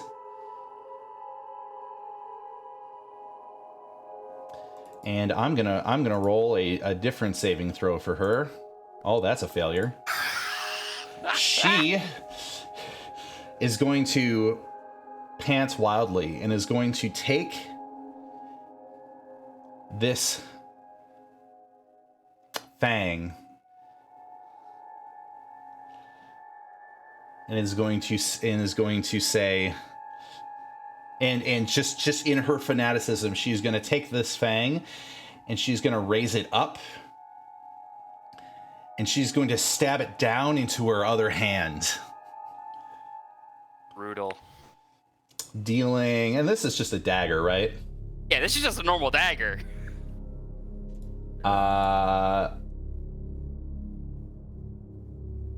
That's just a 1d6, I think. 24. 1d4 damage to herself. Okay, willingly 1d4 damage. 2 damage to herself. Cool. As black blood begins seeping out of her hand, and she looks in amazement as this blood drips out upon the floor. And you can see her eyes sort of roll up. And she tips her head upward and begins looking out and says,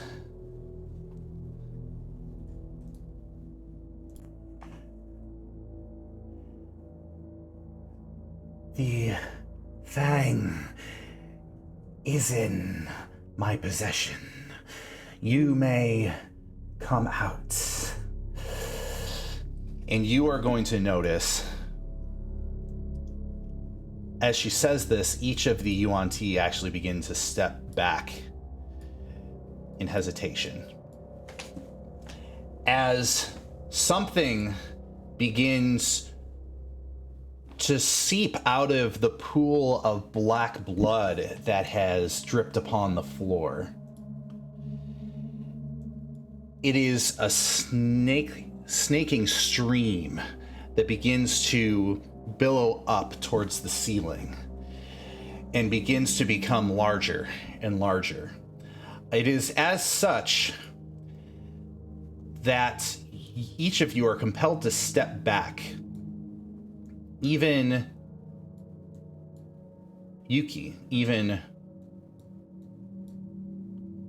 Revna is compelled to.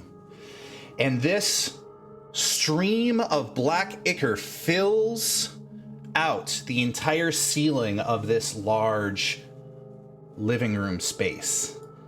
It is this void blob that consumes the ceiling. And peeking out of this rippling ichor, you notice what appears to be the face of something terrible, something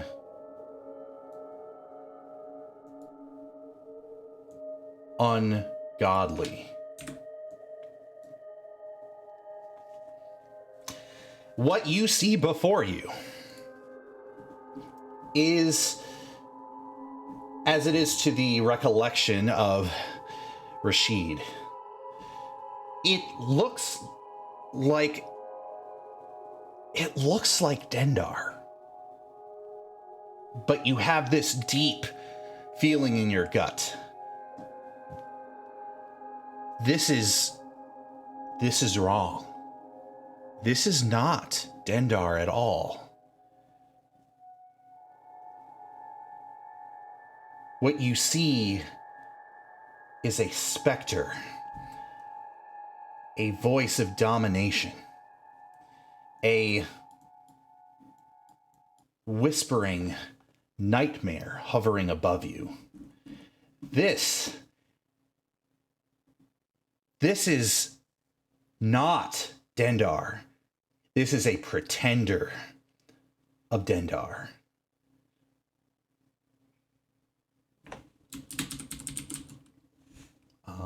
Let me play this song.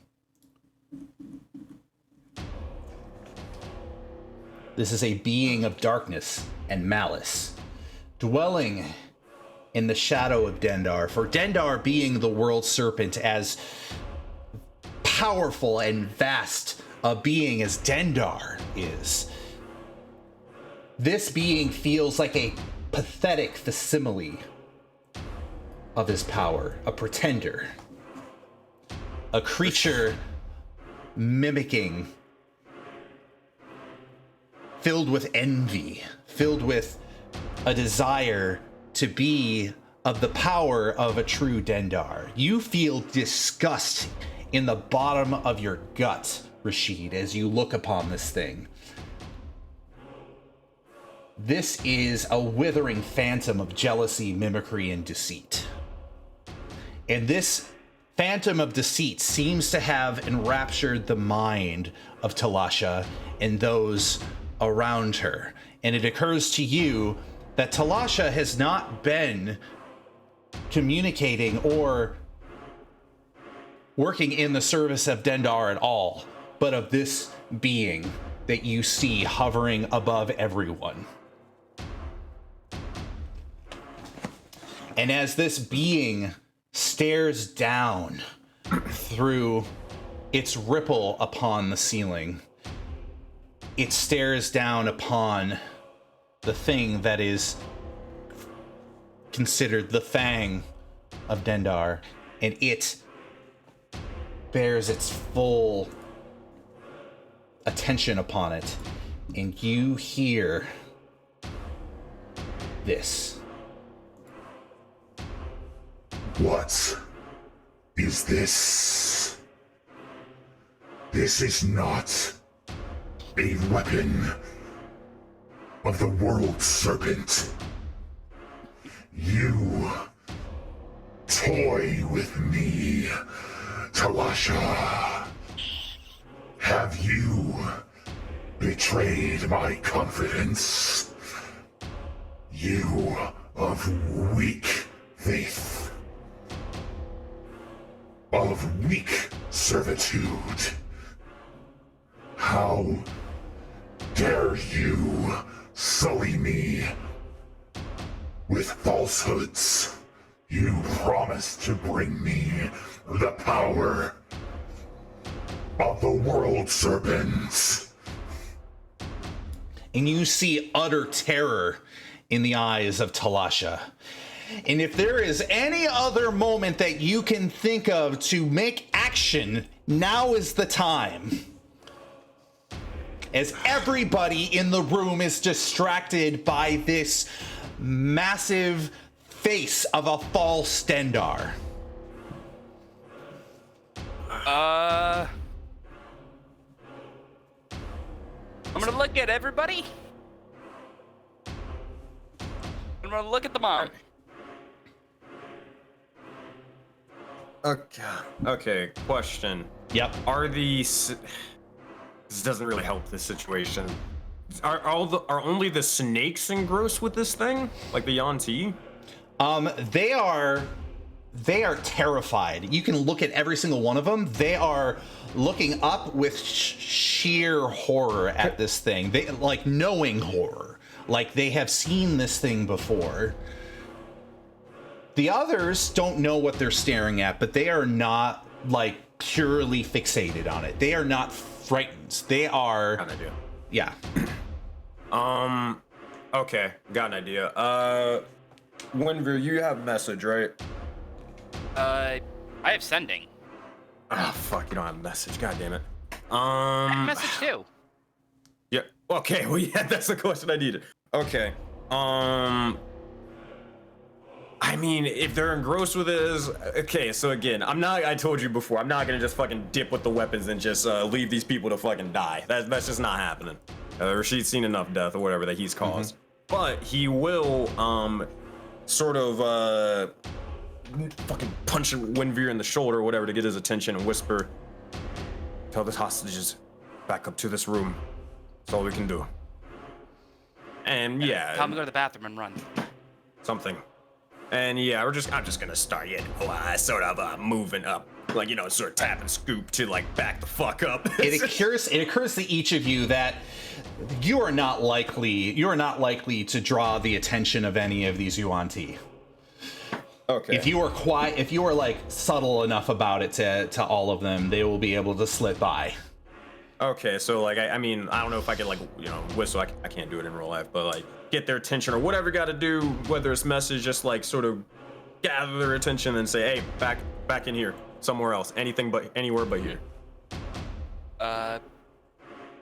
I'm going to message the mom, and the message is, grab your kids and run to the bathroom and run out. Don't look back. Himari is going to look to you and nod, and she is going to realize that she has the ability to look over to each of her daughters, and they look back to her, and she is going to duck low and move over here, and the daughters are going to start moving in her direction. As for the young one, she is actually able to slip behind each of the Yuan-Ti and begin moving in that direction as well. Not a single one of the Yuan Ti are actually reacting to this. They all are in complete terror. And so you're having them head to the quote unquote bathroom and then out of the building. Is that the idea? I'm basically saying just run to the gate, run to the streets, don't look back, find somewhere else. All right. And so you are going to see them head out that front door. And now it is just you and them, and none of them are paying attention to you at all. Big commands. Go behind Zug. Zug is the last to go. I don't know. Zuck, go. I blocked the door. As you say that, you realize that there is a turbulent whirlwind that begins to enrapture the entire room. As you are noticing that this whirlwind is blowing papers, it's blowing books off of shelves, and it is growing even more and more turbulent. You see Talasha is staring up and is growing more pale by the moment as she is staring directly eye to eye with this false Stendar. Go, speaker mans. Go, tattoo mans. All right. Zug go last. All right. Yeah, I think everybody else is just gonna run through. All right. I'm going to, fucking open this goddamn window, as I've been trying to do. Yep. To get out of here. Absolutely. You are able to do so, and you barrel out the window. Yep. I mean, I know that this thing is trapped, so I mean, I can't really worry about it. I'll just try to like jump as far as I can to, avoid the you bushes, are familiar right? with the first trap that you saw, so you know where to step. Okay, dope. So yeah, I'll do that. I can't move out of the thing because collision. Boom. Is everybody else barreling out as well? Yes. Yep. Okay. So it's going to be the last to leave. All right. Making sure. Is there no other way outside of out of this house? There are. They're choosing to do that. That's fine. I mean, is there another way you want to take? Scoop, I would say we have interested like in- 10 more minutes left of the session. No, it's fine. He'll just leave. Okay, gotcha. I'm gonna leave Zug there for just a moment because I want you to witness what happens. You notice that this face is furious beyond the fury of anything that you've seen on Earth, Zug. It seems like by its very rage that it grows in size and hovers over the entire room with massive, sinister maws. And you hear rumbling throughout the entire room.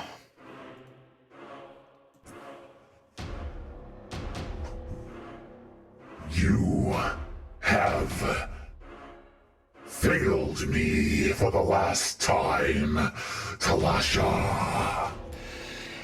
And you notice none other than the figure of Talasha, this look upon her face as if her faith has completely shattered. And all of the other Yuan Ti begin feeling themselves fall to the ground. And you're gonna notice that cuts along their body begin tearing their bodies apart, and their ichor begins to pour out and up into the stream that creates this false Stendar, like wearing them away, tearing them apart, draining them of their life essence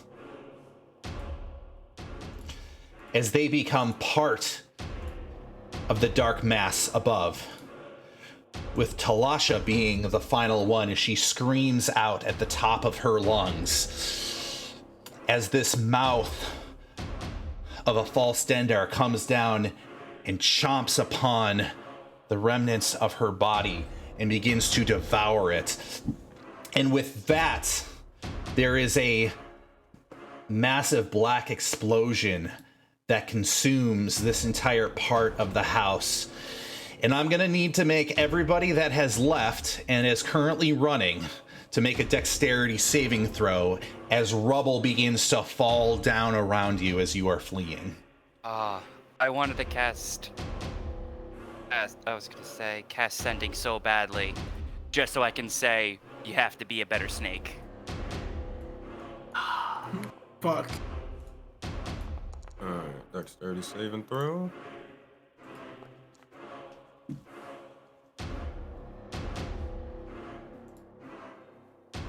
Kobe. Yeah, I was trying to figure out how to do it.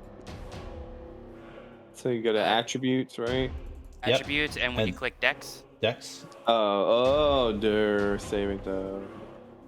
Dang it, it's still doing private. That's fine, I can see it.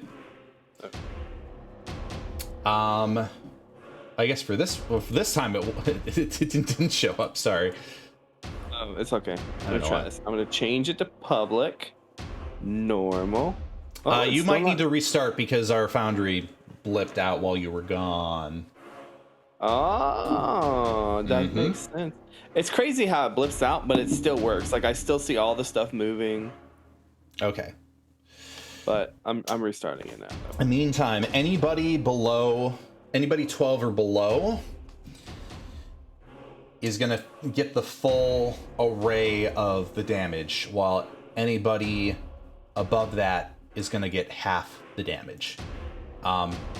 There is an entire building falling around you. So I'm going to be rolling a lot of d6s. Jesus Christ. oh, I don't know It's what's not gonna. loading. I don't know what's gonna happen here. Well, It's not loading at all. 25. 86. I thought it was gonna be a lot worse than that. I guess that's So Zug gets hit with full 25. Scoop gets hit with a full 25, which brings you at 1 hit point there, Scoop. Everybody else is half of 25. there's gonna be 12. How? Alright. At this point, well, unless there's anything else that happens, I would look to probably, as we're running and escaping, I'll look to anybody and just say, hey, we're getting out of here. Who wants to fly? I can only take 2 or one other person. Not all at once now. Let's go. Screw it. Let's go. All right, Wenvir, I'm going to look over. Oculi Eye is going to see the likes of Theros being split in half with the Pantheon, and I'm casting Fly on me and Wenvir, and I'm getting the fuck out of Dodge. All right, and each of you are going to. I'll speed this up for everybody because there's about 5 minutes left. I'll tell them to also meet us at Roxy's, right? Yeah. Make sure they know where to go. Absolutely. As each of you, some of you are fleeing by foot. Some of you are fleeing by air, but each of you notices that this creature, this false Dendar, begins to grow to an immense size and begins to burst out of the center of the building. For some reason to show. Bursts out of the center of the building, creating a massive crater through the ceiling. And as it does so, it screeches out as loud as possible. And it dissipates up into the skies, never to be seen again. Perhaps never to be seen again. But you know for certain that everybody in that house that was not the ones living there, all of the Yuan-Ti are now dead. Moog as- is bigger than Dendar. Haha. And as each of you are compelled to meet near Roxy's, I will fast forward it to Roxy's headquarters. And in this moment, as you meet up, you realize that your mission has been an immense success. And you will find yourself, of course, it is the dead of night, despite the fact of what it shows here on the map. And I'm going to give you... Oh, no, don't do that to me now, Foundry. I'm going to close Foundry. You dog, you found. We need to have a heart-to-heart ending. We'll do it live. Here to the mine. Let's go.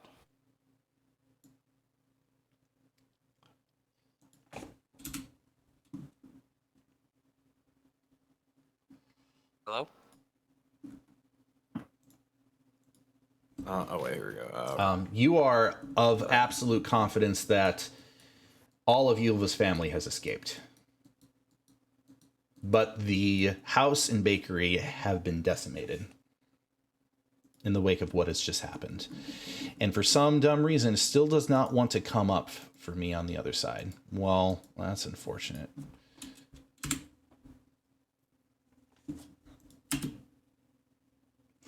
In the midst of this moment,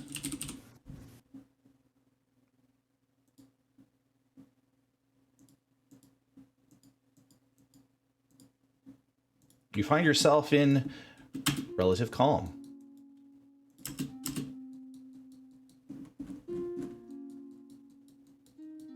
For some reason, nothing is showing here. What the hell is going on? That's unfortunate. Well, oh, there we go, finally. Yeah, it's having a day, isn't it? And just Theater of the Mind is fun. I can just see your stream anyways. All right. I'm gonna actually do... Yeah.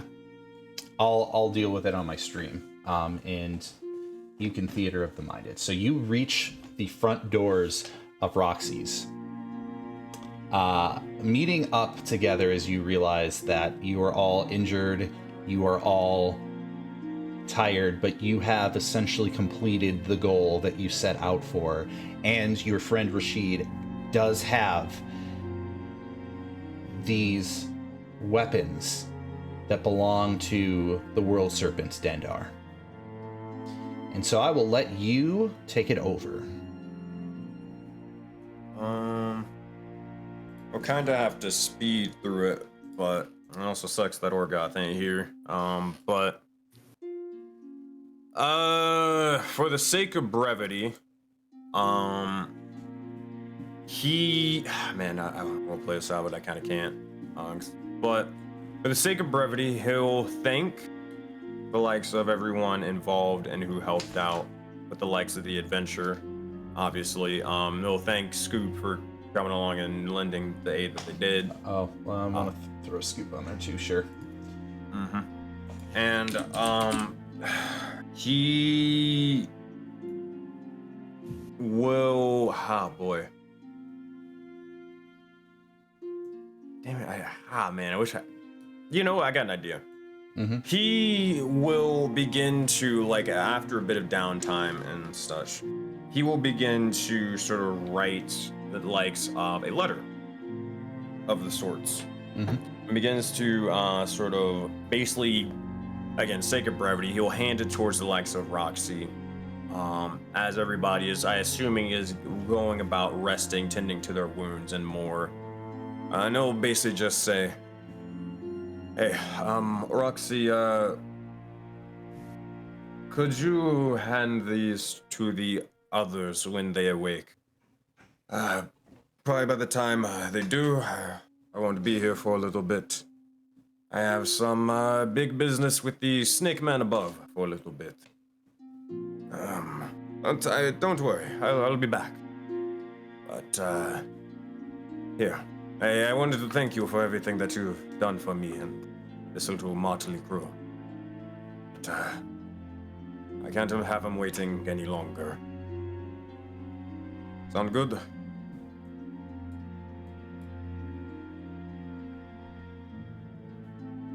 And out of character, you are acting. Are you speaking with Roxy directly, or you are? Yeah, I'm speaking to Roxy directly. Yeah.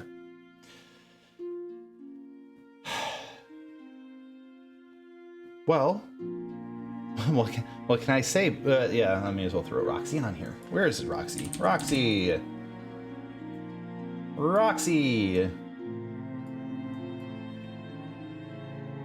She's going to be speaking directly with you, and she is going to say, "So, you're not staying?" Thing with Dindar.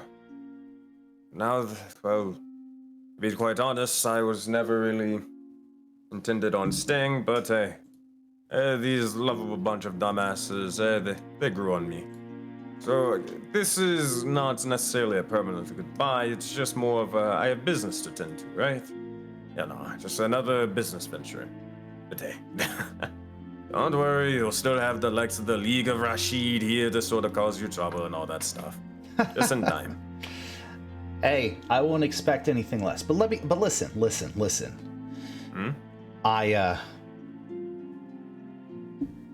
I want to thank you personally. You were there from the very beginning when we tried to get this whole thing set up, and I've been waiting for ages and ages for the right adventurers to come along to help me kick off this little business venture of my own. And if it wasn't for you, and if it wasn't for these fantastic individuals around me, like I'd be no closer to my goal than I was months and months ago. So, you know what, Rashid, you gotta go your way. If you gotta seek your destiny in the same way that I've yearned and seeked for my destiny, just let me know what I can do to help you, baby. Roxy Righteous has got your back. Glad to hear it. And don't worry, Rashid and Dendar's got yours. But it's been a pleasure. But I must get going. Take care of yourself, right? I certainly shall. And I do sincerely hope that your journey brings you on a bright and shining world, my friend. From what I'm hearing of this one, apparently it kind of sucks. But, they never said anything was easy, right? Some place called, actually, no, probably the less you know, the better. But here, I gotta get going. I got to, I got a flight to catch, but you take care. And you'll see as Rashid will, begin to sort of exit the estate. And I just want one last thing before we can probably end the session. I think this is probably a perfect thing to end it off of. You'll see as Rashid will take the likes of the weapons, kind of heading into an alleyway or just anywhere secluded. And you'll see as he will begin to focus on them, his oculi eyes of Dindar will begin to start shining a bright purple. And you will see as he begins to sort of course the likes of his oculi heritage within the weapons. You'll see as the eyes of Dindar begin to start shining this bright purple light. And you'll see as Rashid will almost speak to them and say, "My name is Rashid Al-Safar. I'm locating the other worshippers of Dindar. You let me know that he's contacted each and every one of you. You wait for a call. Well, this is that call. This is the Serpent's call." With that, You'll see as the eyes will begin to shut forth. And you'll see as Rashid begin to take his journey and his venture elsewhere to unknown lands and many to come. Absolutely. As the Dungeon Master, I would like to interject with one final thing. Upon that outro, rewind the clock back. As Rashid is heading towards the alleyway, he is stopped for a moment as he hears a voice in his head that very softly says, "Check your pocket." The fuck? And you will blink, look around, and notice that there is a slip of paper. It's the same slip of paper that you remember Sandman. a certain Sandman having provided you. Somehow, through the magic of what has just happened recently, through the powers of destiny throughout the Auroraverse, the encryption of this note managed to untangle itself. As you are noticing, the symbols that you are staring at are showing actual characters. And you stare at it because at first it does not make sense what it is you're seeing. But as you are trying to decipher those numbers and the spacing of them, you realize what it is you're staring at. It is a date, a time, and coordinates.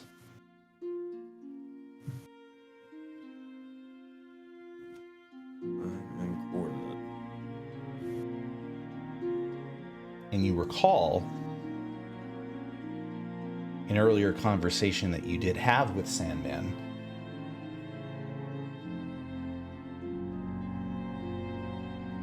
Something to the tune of whether Sandman could put in a good word for you in one way or another.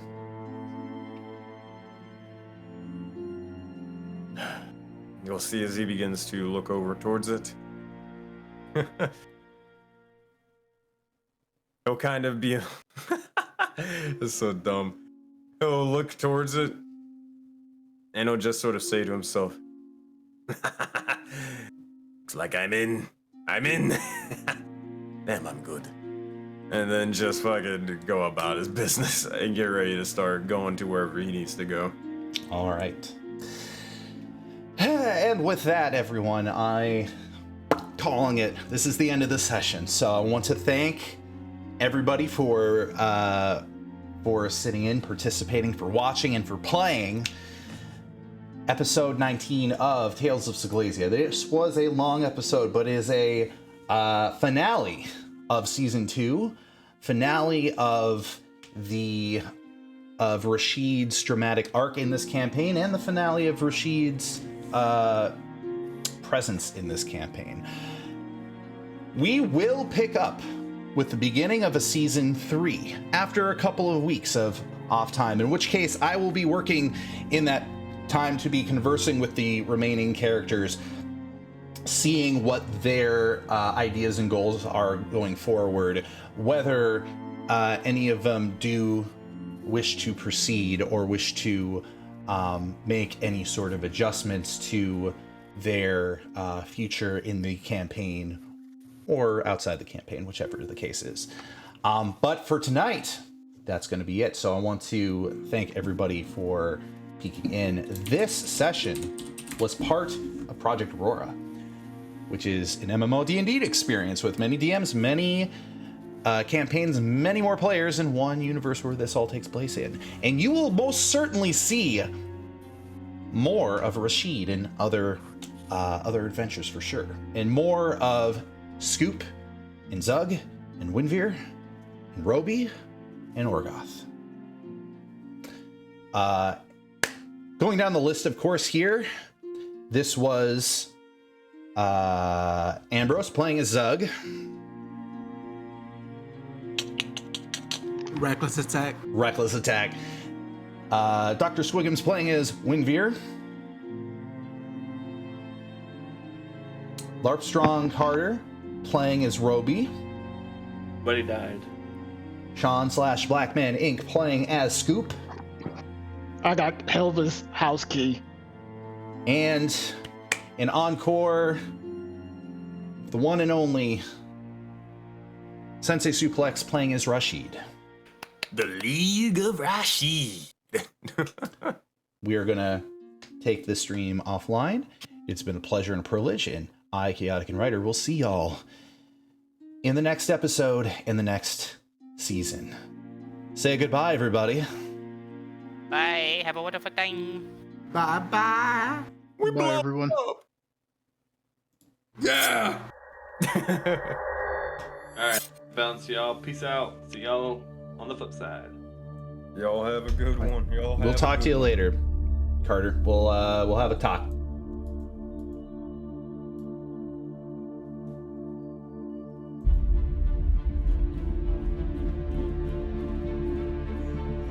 I was sort of planning for a battle, but I realized that we were getting really close. So I think more of like an impromptu skill challenge was a better way to do it.